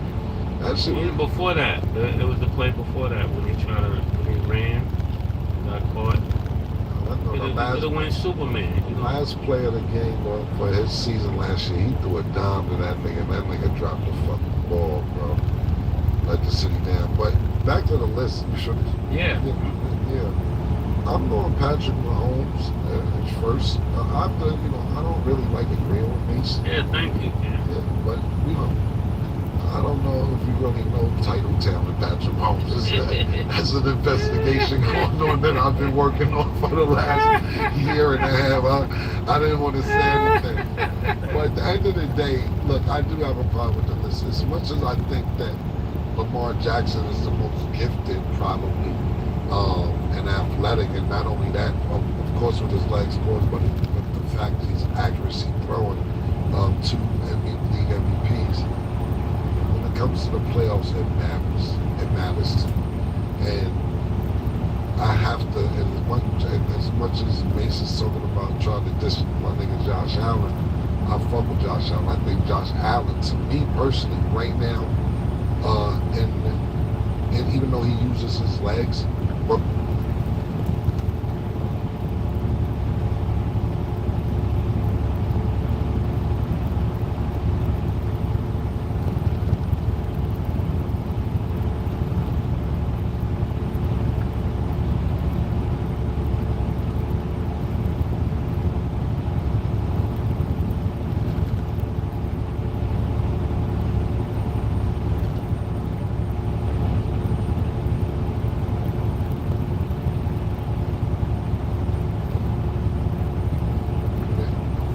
even though he uses his legs, but right now in the NFL, to me, he's the purest quarterback. I'm talking about in the pocket, even though he runs, he's not Lamar Jackson or anything like that. He's a big nigga pulls that runs the over, but his cannon accuracy, I think he's the best quarterback, pure quarterback. But if I'm making a list, Patrick Mahomes goes at the top of the list. Secondly, Joe Burrow goes second. Because as much as we say Joe Burrow doesn't get the job done, he has a fucked up offensive line, defense sucks, so on and so forth, whatever. He got to the Super Bowl. Lamar Jackson has not got to the Super Bowl. Josh Allen has not got to the Super Bowl. They haven't got there. And even though Jalen Hurts has won a Super Bowl, you don't win that Super Bowl without everybody else. And I think Jalen Hurts is probably, and I don't want to put him as a game manager, but because I think he's better than that. But that's really what he's doing. You got fucking weapons on both sides of the field. You got arguably the best running back in the game. And your defensive line was just fucking stellar. What the fucking nigga's average height was 6'8" last year or whatever the fuck it was. Not a great team around him, but you do have to do your job to quarterback. So I'm not going to put him above Lamar Jackson and Josh Allen. I'll put him number 5. And I know I'm sounding like a homo because I'm giving Cincinnati all the love, but it's the facts. He got to the big dance with all these problems that everybody talk about with Cincinnati. Lamar Jackson, Josh Allen, until you get past Patrick Mahomes, you won't be at the top of my list. And Arabia, I do want to clarify really quick because we see that Mason and here do have Patrick Mahomes as their number 1. So you are keeping Lamar Jackson at your number 1, or like do you feel somebody else is kind of there? I just want to make sure. That's a damn beat. No. Yeah, Lamar Jackson is definitely at my number one. And I think it's because even when you look at the quarterback position over the last few decades, it's changing in terms of what pure means. So if you're an NFL purist, that means that you have good pocket presence, you climb the pocket, and you kill a defense with your arm. But now we see an emergence of mobile quarterbacks, not just mobile quarterbacks, like Randall Cunningham was a mobile quarterback back in the day, so there already have been them.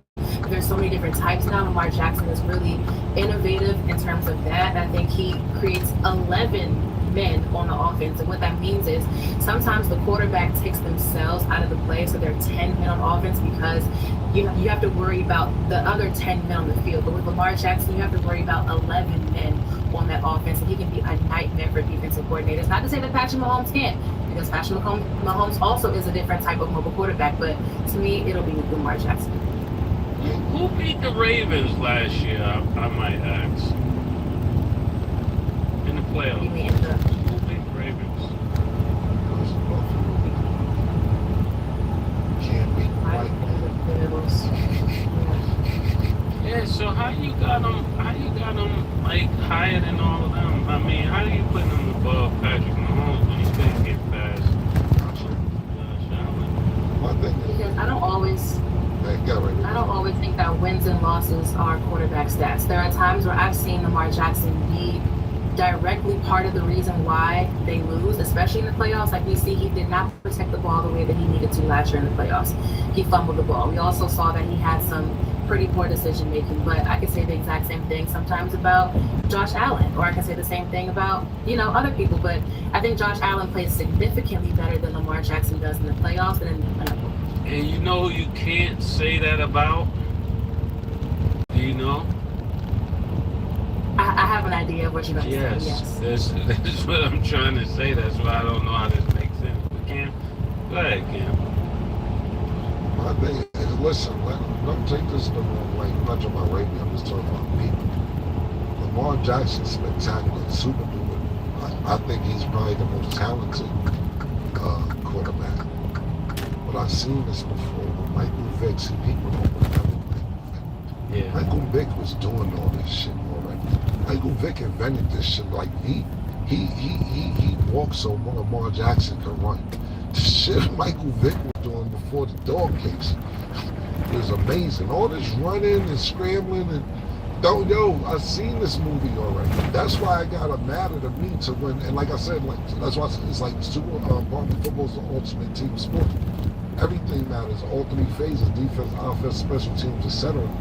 But I see it.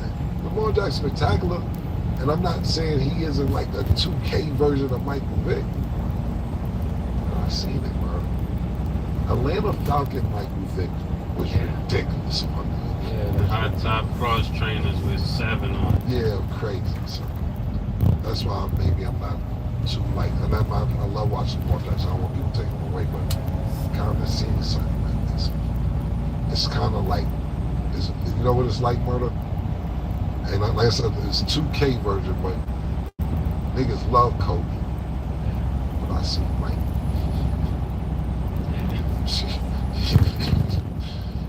And I love that. I'm not dissing Kobe. I'm just saying, I happen to just see Mike. That's just the problem.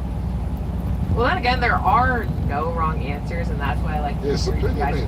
Yeah, I like to hear what you guys just think, because you guys all have very different perspectives, and even just hearing like a really different answer, it's like, I don't really know. So in the comments down below, let us know who you guys pick would be yellow card, because 21 overall is Jaden Daniels, so he would be the 6th best quarterback in this list. Arabia, do you agree with that, or do you not? It's really hard to judge entire body of work over their career. I would say he had a very impressive, significant rookie year. And if we're just talking about 1 year, then yeah, Jaden Daniels can be 6. That's completely fine with me. He actually, he might be higher than 6. I would put Jaden Daniels in terms of this 1 year above Jalen Hurts. But as far as their body of work and their entire careers, you can't really compare them. Let me ask you a question, Arabia. So you put him over CJ Stroud? As far as last year? As far as just in general as a quarterback, that's the it It would have to be just off of 1 year, since he only has 1 year in the NFL. In that regard, I'm actually, yes. I'm not actually. I understand that he's a rookie last year. Right now, do you think he's a better quarterback than C.J. Stroud? Yes. Because to me, I like James Daniels. I'm a huge James Daniels fan. I really am. But to me, and we'll see. Yeah. That's the year C.J. Stroud had his rookie year. Then he had like a kind of down as a sophomore year in the NFL. And we'll see what happens with James Daniels. I'm rooting for the big guy. I like him. Number one case, would you put James Daniels at 6, or you feel like too early? What do you think? No, I got them going to the championship. So who's the top 5? Top 5: Lamar Jackson, Josh Allen, Patrick Mahomes, Joe Burrow, Jalen Hurts. Well, yeah, I got them going to the championship. You know, I think that what he did last year, I think it'll be different. He got his arms with him at every game, so he should be pretty focused. I like from the baddies. I like James Daniels a lot, and like I said, see the thing about it is that's why I'm like, what's the criteria for this question? Because you can sit there and be like, yo, are we going off what they did last season? Or are we going off who's better quarterback this period? Because just because somebody had a great season last year, that doesn't mean that they're an overall better quarterback than somebody. I'm not taking James Daniels over Justin Herbert. I'm not taking Jalen Hurts over Justin Herbert. It's just Justin Herbert's not in a good situation. He ends up getting hurt. But as far as being a pure quarterback, I'm not taking either one of them niggas over Justin Herbert.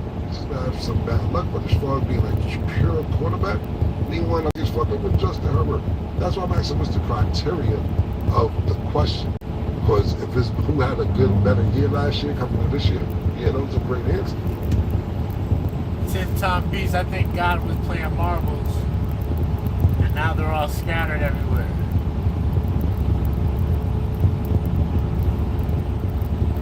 But if we're talking about who plays the quarterback position better today, I'm not taking Jalen Hurts or Jaden Daniels over Justin Herbert.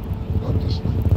And real quick, I think it's. Go ahead. No, go ahead. No, go ahead. Yeah, because Cam, I think it is interesting that you're putting a lot of emphasis on style of play. So it seems like you really value this pure quarterback sort of pocket presence guy. Like you'll put Justin Herbert over all these other guys who, to me, are more mobile quarterbacks. So is the style of play a bigger factor than their actual accuracy or things like that? I mean, I get what you're saying, that you're saying that I'm picking like traditional style player quarterback, but I don't think Patrick Mahomes is traditional. I think I've seen Patrick Mahomes throw behind his back in the game. I've seen him throw with his left hand. I don't think he's traditional whatsoever. He's my number one quarterback on the list. And then after that, my criteria goes on situations. And when I say that's why I put Joe Burrows ahead of niggas, my thing is this: when we go to Lamar Jackson, like you say, to me, I don't think it's a more talented quarterback than Lamar Jackson. But now we're getting into situations year after year after year. It's always something in the playoffs. Yo, he didn't protect the ball last year. The year before that, he couldn't get a jump. Then you lose to Josh Allen. Then who does Josh Allen lose to year after year after year? He loses to Patrick Mahomes. The only person who beat Patrick Mahomes in the last 5 years is you. So I'm sitting there not just taking the criteria of how good they are, but also the situation that they're in. Peyton Manning, a lot of people say that he's the best regular season quarterback ever. He wasn't really that good when it came time for the playoffs. Tom Brady was good when it time for the playoffs. So Peyton Manning may have the title of best regular season quarterback ever, but when it counts, is he available? He got 1 Super Bowl, really 2 Super Bowls, but he got 1 when he played there. The defense won the Super Bowl when he was in Denver. But when it matters, where's Peyton Manning? That's what I'm saying. That's my person. But it isn't about style of play. And probably it is about style of play, but it's also about when you're in that situation, when the lights shine the brightest, what are you going to do? Okay. And I think also the surroundings have a lot to do with it. Like I know you said, it's made light of Magic Johnson, and involve Myers being there, but that's going to turn him into a better pro. I was just fucking with her about the rest of this because she was trying to diss the Cowboys, but I think you have to bring in winners. Yeah. Magic Johnson is not win by accident. Magic Johnson is a champion as a player, as a GM. He has a fucking championship with the Sparks, the lady basketball team, with the Dodgers. It's not by accident you bring him in to win. It's not by accident you bring Bob Myers, Super Cruz, Steph Curry, Draymond Green, Klay Thompson, and you get 4 or 5 champions, been to 6 championships, Kevin Durant. These people know what to do to win. I was just giving Reggie a hard time, but that's really what it's about. Bringing people in that know how to win and surrounding yourself with a winning team. That matters. You're absolutely right. I agree with that. Okay, then real quick, Mace, because you said his mom is keeping him away from the baddies. What's wrong with the baddies? Nothing. I'm just keeping them focused, because if he stay focused, we're gonna win. You know. Yeah, that's my East Coast team. You know. And shout out to Michael Parson. I just looked up the injury. That was my bad earlier. Talking about the injury that he had. He definitely can't go out there. Yeah, it's a L4, L5 facet sprain, and it's in the lower lumbar region of the spine. Yeah. It can cause pain and irritation. So yeah. He's good. And then Arabia, just so we are clear, he said the Commanders are his East Coast team. Let's remember that. I just, Come next time I'm here on this show, I'm gonna have it framed, Mace in that Redskins picture. Yeah. I'm right over here behind the DC flag. See, Cam eyes the Redskins. I had a Redskin phone like this. This was the phone when you had to pick it up. Like this was the shit. You don't even know who Art Monk is. Do you know who John Riggins is? Arabia, do you know who John Riggins is? Art Monk? Art Monk, John Riggins, Joe Theismann, Black Joe. Yeah, they're in their the Ring of Honor for sure. Don't tell them everything we know. Don't tell them everything. I cried when they lost to the Raiders in the Super Bowl, bro. I'm just trying to tell you, I was that type of Redskin. I didn't even know they was in the Ring of Honor because I was out there with them. Watch. I'm not saying out there, I was too young, but that was my team, my nigga. That's what I'm trying to tell you, man. After Joe Theismann got hurt and John Riggins got older, I just curved, man. I couldn't deal with it. Y'all, that is all the time that we have for today. Arabia, it was a pleasure to have you. Good seeing you. Thanks for coming back, man. We missed you. Of course. Thank you for having me. I miss you guys too. Thank y'all for watching, and as always, it is what it is.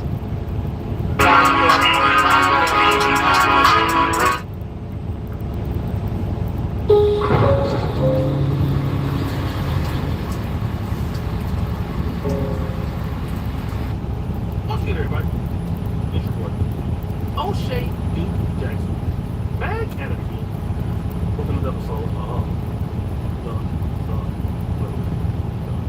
If anybody remembers the YSL trial, you remember there was a particular attorney that represented YSL, I believe his name was Woody, and that attorney was named Kayla Bumpus, right? And Kayla Bumpus has been an attorney since 2016, and basically she really got popular during this high-profile YSL RICO case, okay? Now, what also happened?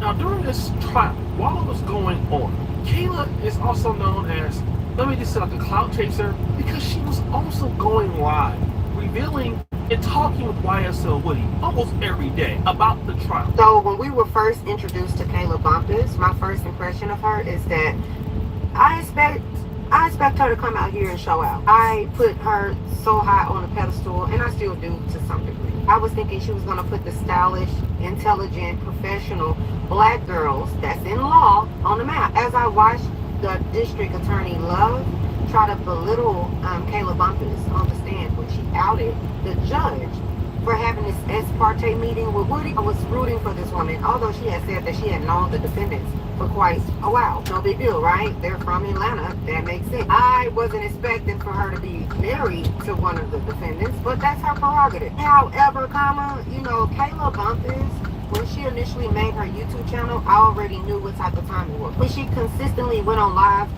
discussing the YSL trial in real time with Woody on YouTube, I was taken aback because I'm thinking this attorney knows better than to be having this man that's freshly off this trial talk about this case in full detail. Also, we can talk about something else. She then got married to Shannon Jackson, who is also known as SB, which is Shannon Bernard Jackson. He was one of the key defendants in this high-profile YSL RICO trial, all right? And what was he charged with? He had serious crimes like murder, racketeering, gang activity, all kind of involvement in the street gang. And he went to trial, and he got acquitted of really all the charges except one, which is firearm possession by a convicted felon. Now, he received a 10-year sentence for this, though most of it was converted to probation or time served. But what happened during this whole situation? As the previous clip alluded to, him and Kayla Bumpus became a couple. They didn't just become a couple, they got married. And now what we are seeing is Kayla Bumpus and her husband are now expecting a baby. I mean, the lady that fell in love with the guy during the YSL RICO trial, they are expecting a baby. I don't even really want to go and read the comments, guys, on this on Twitter, formerly Twitter, now X. It's ridiculous, all right? We gotta talk about this because when you really look at Kayla Bumpus's situation, I mean, she went to John Marshall Law School, not like a really acclaimed law school in Atlanta, but she went there. She was an assistant district attorney. She was a rising star by super lawyers for the 2024 and 2025. So basically her career was on the up and up. So then ask, how did she end up with Mr. SB here? How did she end up with a guy that has all kind of felonies, doing all kind of things? How did she end up with him? Well, it's simple, right? And again, what your academic achievement is doesn't mean a lot, because when you don't have nothing to offer a mate, you end up with SB. And again, she got a little BBL and everything like that, booty fat. And hey, I'm gonna tell you, I don't think that Kayla Bumpus is unattractive. You know, it's a lot of rich guys that have a wife that looks like her, looks similar to her. And I could definitely see her in a nice neighborhood with a nice black man that makes a lot of money.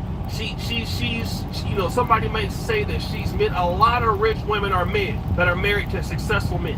All right, and I don't think she's bad looking at all. She's right with the doctor order for a lot of professional black men. All right, the reality is Kayla Bumpus don't have what it takes to get a man at the same level that she's at, because Kayla Bumpus put all of her effort into her work in trying to get clout. And when you're trying to get clout, you get the wrong sort of guys. You're BBLing it up. You got the 304 kind of wear going on out there. I mean, did you expect guys in Atlanta to want to deal with something like that? The answer is no. In Atlanta, women like Kayla Bumpus literally get bumpus and dumpus. That's what happens, right? You're not coming to the table with what I need, and it's good that you're an attorney. It's good that you're a rising star. That's great you got your own practice. What about what I need you to do? That's what it is. What do I need you to do? As a woman, Kayla, what do you do for men? And ultimately, when the answer is zero, okay, what do you gotta do? Let me get a dude that I can control. Let me get a brother I can control. Somebody who needs, somebody when things go bad, I can say, listen, whose house is this? Who you talking to? You can get your stuff and get out, right? You don't know who you're talking to. This is my house, I live here. And so many women out there try to play it off. Oh, you know, I got me a younger man. You know, the other dudes is toxic. They can try to play it off like, oh no, I got a dude, he's from the streets. These other dudes in Atlanta ain't keeping it real. No, don't do what you're supposed to do. This is what happens. Whenever you don't have what it takes, all that education don't mean anything. Because as much as you invest in your education, you gotta invest in how you deal with the man you want. And in Atlanta, it's not just black women out there, I'm sorry. Go be real. The guys out there in the ATL, they got things. And women like Kayla Bumpus all the time, women that look worse than her or even better than her, they complaining about how hard it is. Well, it's always hard. Anything.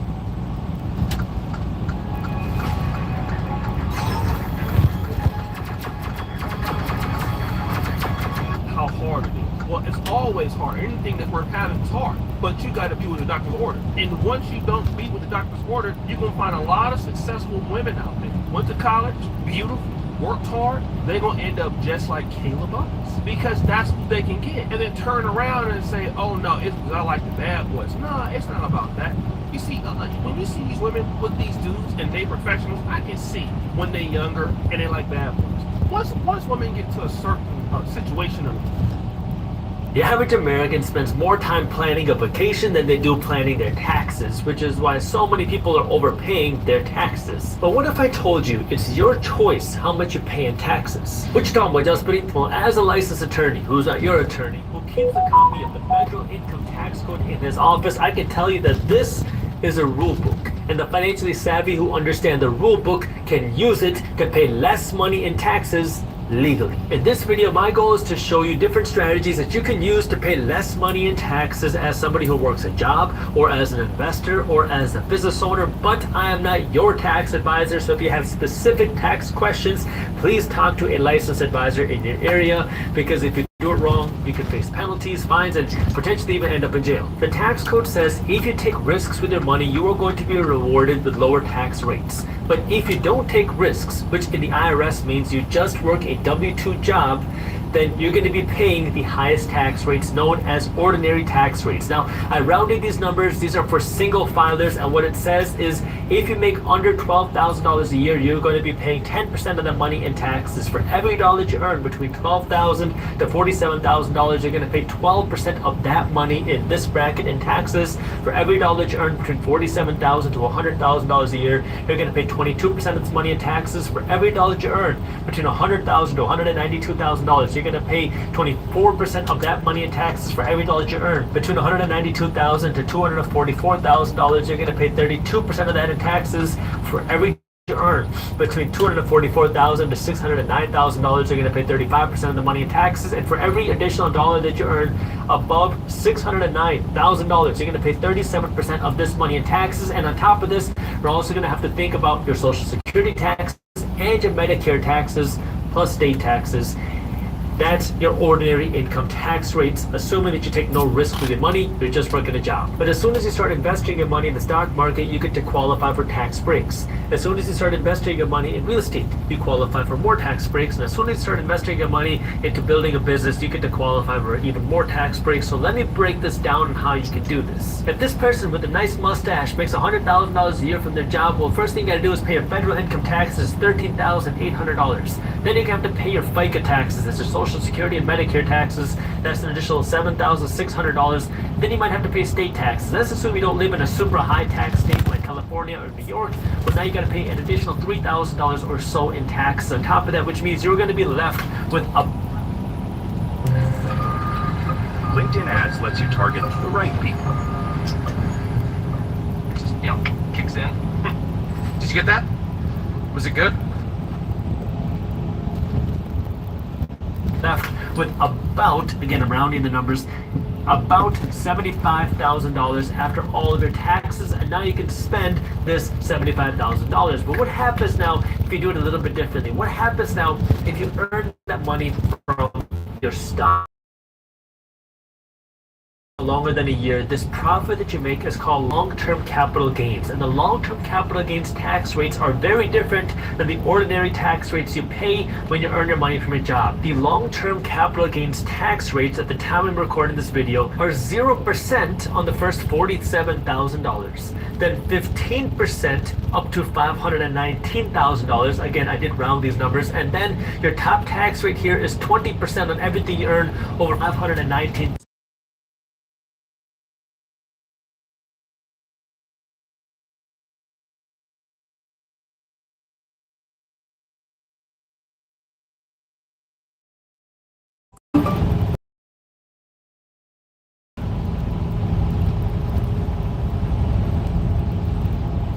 You alright? Good, how you doing? What's going on?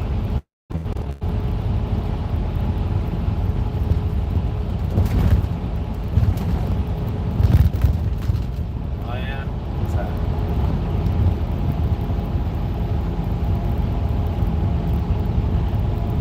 I said, oh yeah? What's that?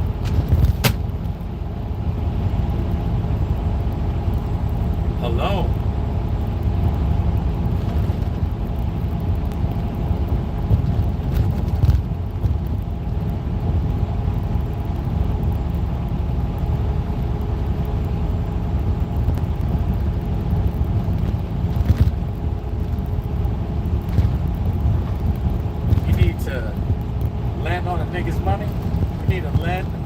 nigga's money. Alone. Alone on a nigga's money. LOAN.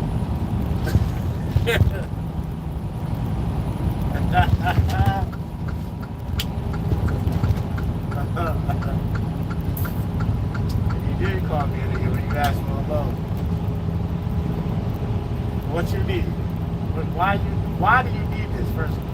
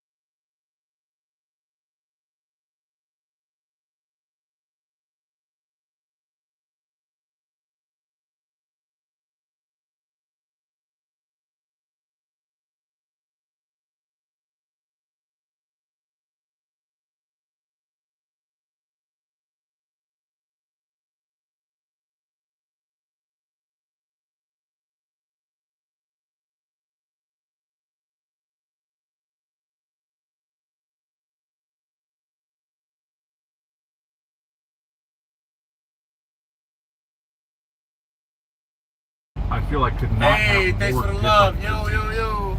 Rami and Derek Lunsford, I feel like could not have more different physiques. I feel like nobody is setting any type of standard that's winning the Olympia. I feel like that's why the Olympia has become so hard to predict who's going to win the show, is because it's hard to tell what direction they're going in. Going from Derek winning to Samson, going from Rami winning to Hadi, going from Hadi to Derek. These physiques are very different. So I say that to say, I don't think necessarily that it's likely that Nick is going to win. Like I said, I just don't think it's impossible. I think he could win. I'm not saying I think he will, but I think he could. And I think that if he did win, it wouldn't necessarily mean that Nick is setting this new standard. It just means that he was better than those guys on that day. So I personally wouldn't be shocked if we saw Nick win the Olympia. Like I said, I don't think it's likely, but it seems like we just have so many different physiques winning the title. And, you know, even going back before that, you went from Brandon Curry to Big Rami. Ooh, you playing Marvel Strike Force? You know? Yeah. All right, best villain in the game. Go. Oh. To Big Rami. I mean, look at how different those two physiques are. I don't think we've really seen anybody set a truly new standard at the Olympia since Phil Heath. I feel like it maybe seemed like when Sean Roden won the Olympia, it seemed like they were moving in a more aesthetically pleasing physique to be the Mr. Olympia champ. But then they went from Sean to Brandon to Rami 2 times, and Rami really isn't in that aesthetically pleasing category. And then they went to Hadi Chupin, and it seemed like, okay, they're focusing on conditioning here. Hadi Chupin, not the most aesthetically pleasing guy, not necessarily a mass monster. And they go from Hadi to Derek. Derek, very aesthetically pleasing, but very short. And then transitioning from Derek to Samson, a much taller, aesthetically pleasing guy. I think, in my opinion, Derek and Samson have two very different physiques. Even though they both have a great taper and a small waist, I think they're two very different champions. So I would say at this point in 2025, it's very hard to say what direction they're going to go in. But give me your predictions in the comments down below. Who do you have winning the 2025 Mr. Olympia? And speaking of Big Rami, here's the latest that I've seen of Big Rami. This is a recent picture, 6 weeks out from the Olympia recent. This was the most recent thing that I've seen where you can actually see Rami's physique. A fan posted this, he reposted it on his story. I mean, he looks in shape. He looks big, he looks vascular. Again, you can't really see much. He's got a shirt on, he's completely covered except for his arms and forearms. He looks like he could possibly be prepping. I think Rami is a huge wild card here. It seemed like maybe it was at the 12-week out mark or somewhere around there from the Olympia. Rami was talking a lot about coming back and doing the Olympia this year. And ever since then, there was like a couple weeks where he was very vocal about it, reposting a bunch of stories that he's going to do it. It seems like ever since then we've heard nothing. No physique updates, no training videos, no interviews, no other posts about the Olympia. I don't know what to think about Rami here. I had heard from a couple of his friends, or I guess people around him, that he was doing it, but I haven't heard anything since. So I guess my question to you guys is, do you think Rami will do the 2025 Mr. Olympia? And if he does, do you think he'll be a factor at this show at all? Now, the final story that I've got for you guys today, because this video is getting a little long since I ranted a bit about the Nick Walker thing, but Good Vito's latest physique update at 6 weeks out from the Olympia. And at this point, honestly, we're already getting close to, I guess we're at 5.5 weeks. We're getting close to the 5-week out mark now. Good Vito showing a front lat spread. I like that he posted this as his update because I don't feel like this is one of his stronger poses. You see him post a lot of the most muscular that we talked about the other day, or I'm sorry, the front double bicep that we talked about the other day. He posts a lot of most musculars. This is one of the shots that I feel like is not his strongest, the front lat spread. Of course, his legs look great, his quads look great in this pose, but he doesn't really show a whole lot of lat from the front in this pose. Kind of similar to Nick Walker. It's just not the best pose for him. I don't know if it's the way he's hitting it or what, but I like to see guys post poses like this that they know are not their strong suit. And, you know, speaking of Big Rami, I think that Big Rami is a dark horse going into the show, but I think Good Vito, for me, might be the biggest dark horse / wild card, whatever you want to call it. I feel like he has potential to be more in the mix than we would expect. I think he'll be in the top 10, But where in the top 10, I think, is the question. Is he, in a 9th or 10th place spot, or is he potentially, fighting for a top 6 spot, or even, hell, in the top 6? I think the two things holding him back right now are his posing and his back shots, which might go hand in hand. His shots from the back are not the best, but I think he's very shaky still in some poses from what we saw of him in Detroit, and more recently even still at the Arnold Classic South America. But we know that he's got the size. He's got a pretty good structure. He's got a pretty good V-taper. He's got a freak factor to him. He's got a crazy body part being his lower body. And he's got a track record of bringing really good condition. At least that Detroit condition version of him was crazy, where he almost beat Martin Fitzwater. So he's proven himself. He's won a show. And he's got weapons in his arsenal. Size, condition, shape, freak factor body parts, a little bit of wow factor. I think he could surprise us with how well he does. And I also think it's unfortunate that we didn't get to see him compete at the Pittsburgh Pro against guys like Nick and Derek to see how he stacks up, because that Arnold Classic Brazil he did wasn't the best lineup. But anyway, I'm going to wrap it up there. Let me know where you guys think Good Vito is going to place at the 2025 Mr. Olympia. Make sure you guys like the video, subscribe to the channel, click that bell notification icon if you have not already. And as always, I love you guys, appreciate you guys. Nick Strength and Power signing out. Alright guys, don't forget to click that like button and subscribe to this channel if you enjoy the content. Also check out my Instagram at Nick Strength Power, my Facebook page, which is simply Nick Strength and Power, my secondary YouTube channel, Nick Strength and Vlogs, for vlogs and bonus content that you will not see on this channel. And consider subscribing to my third YouTube channel, Nick Strength and Pokemon, which is all things Pokemon and trading card games, completely unrelated to this channel. So if you're into that, give that one a look. And all links to merchandise and social media will be in the description box below. If you guys want a Nick Strength and Power t-shirt, that will be in the Shopify link below. Have a great day. Wash and smell so clean. Down here rinse and refresh, it's a dream. Nature-made gummy vitamins. Self-care made easy.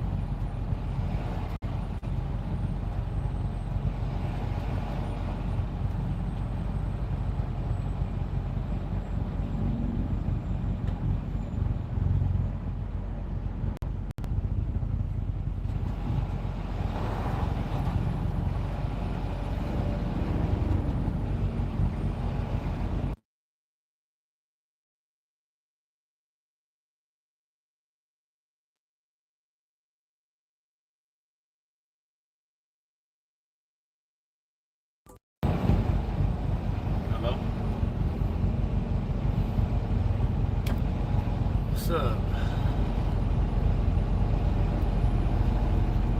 Oh, okay. Alright. How's that go?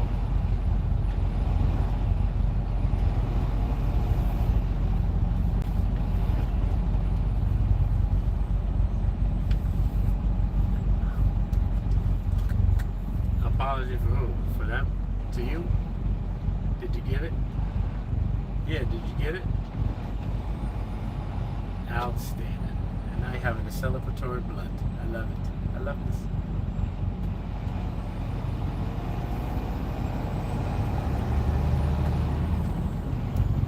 Beautiful.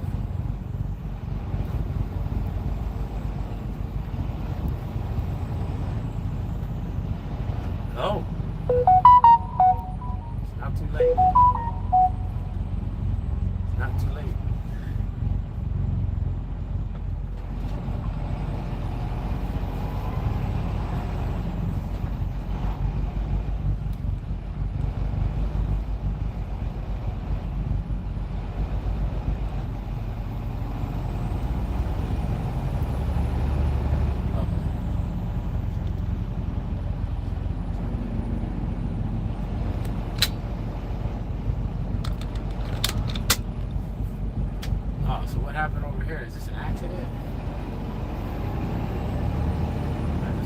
construction.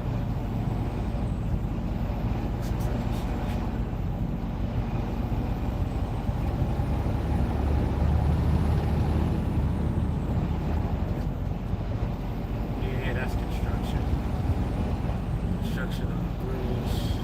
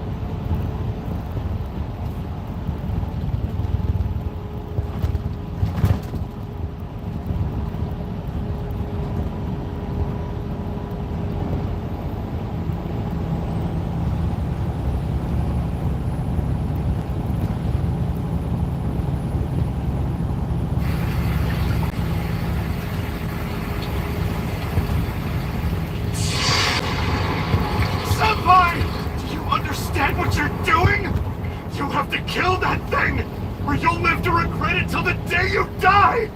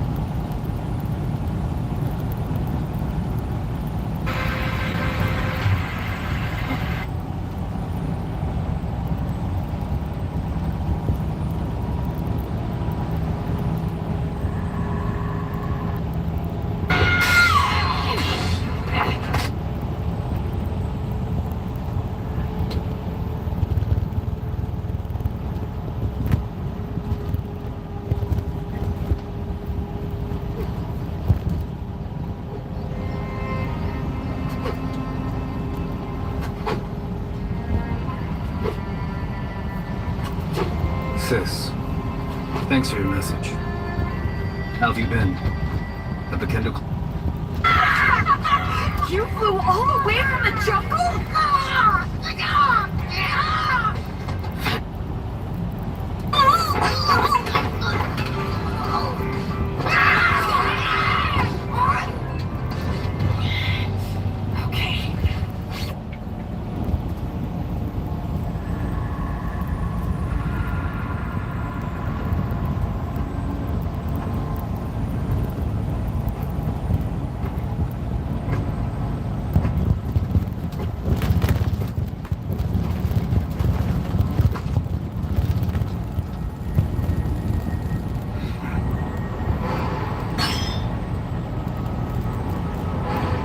Fujinken is mine, and its power is now at my command.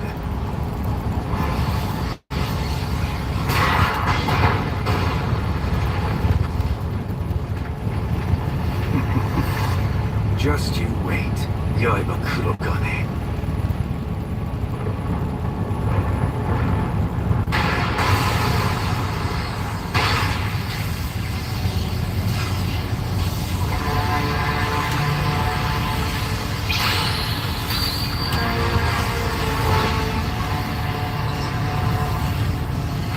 Oni, you've awakened again, haven't you?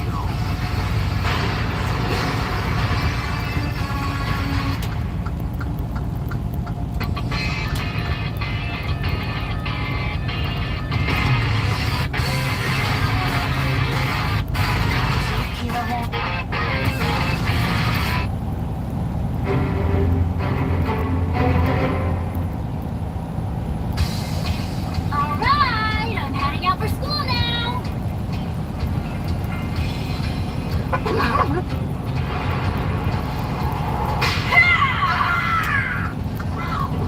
Come on! Seems the boy has developed quite the Kekai in such a short time. What's Kekai? The finite zone in which one can sense an opponent's presence or attack. We refer to it as Kekai. Oh. Now then, let's put it to the test. No way! Gotcha! Well, he is still learning. That's true. Morning! Look, Yaiba's here! Hands as adorable as ever! Suddenly, he's become everybody's sweetheart. What is it? Cute, huh? Ooh, them? They're nothing special. I saw Sayaka in the bathtub, and her bumps were just as big. Hold on a second, you took a bath with Sayaka? Yeah. You won't be able to hit me from there, you know? Huh? He knew where I was before even looking. Hey, who's that? He's got something sticking out of his head.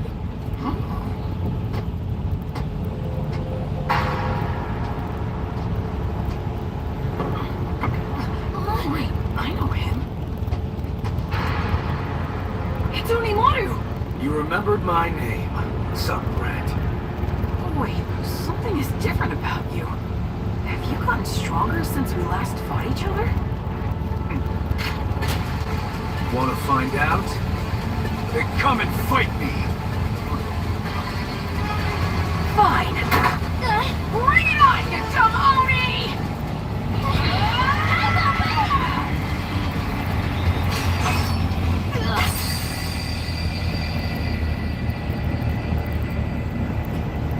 That's a real sword! Now look who's fighting dirty! I suppose I learned that from you. Is he really using it? Yeah, looks like it. Careful, Yaiba.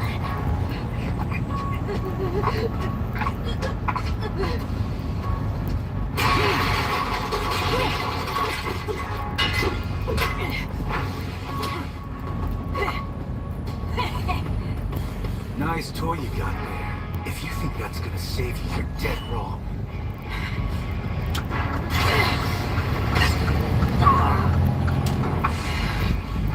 His swings are so fast they're a blur. Let's be honest here. One arm should be enough to beat you. Forget your eyes.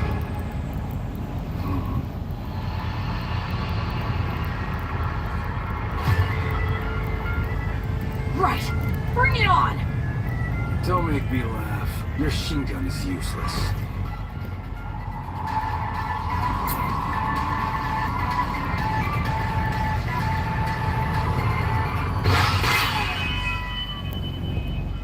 Is it? After all, I see you!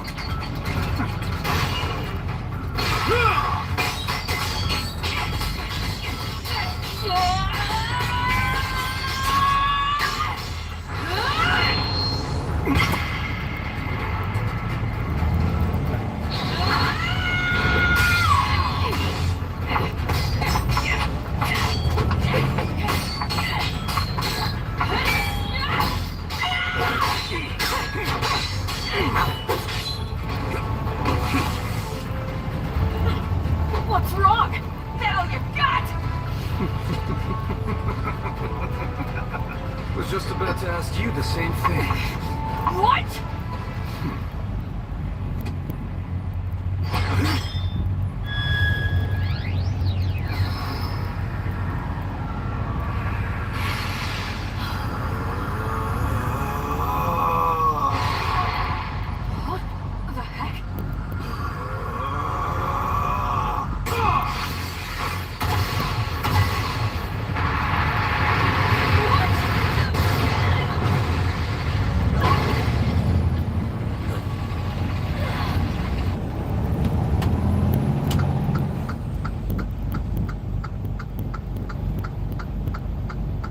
That was definitely an accident. What's going on?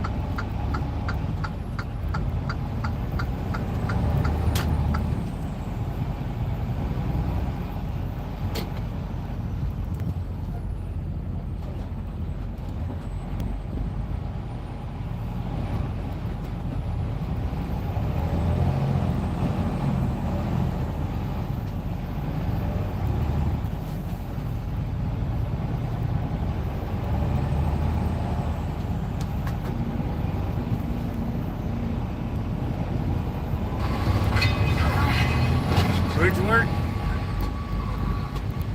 Must have been an accident earlier. Aren't we gonna fight? Get back up. Damn it.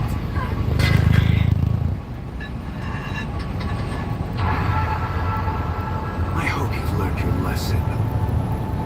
The wind. I have to slash through it.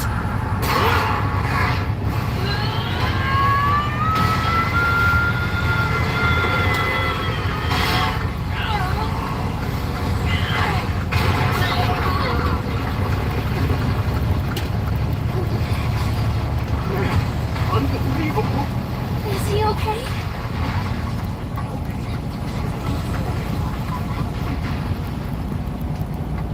It's time to end this.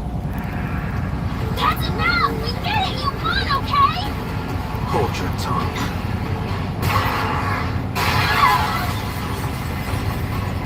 That guy is a monster! Sayaka, we have to get out of here!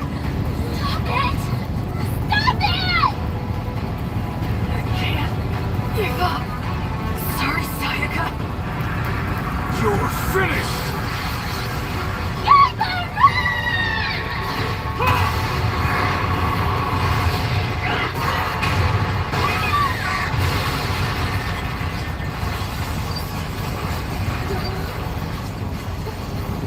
Where's his dad at?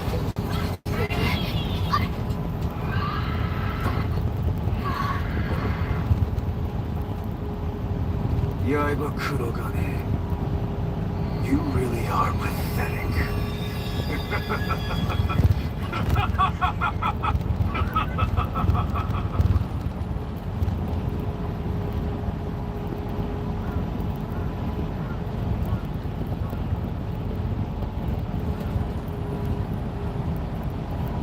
He crushed me completely.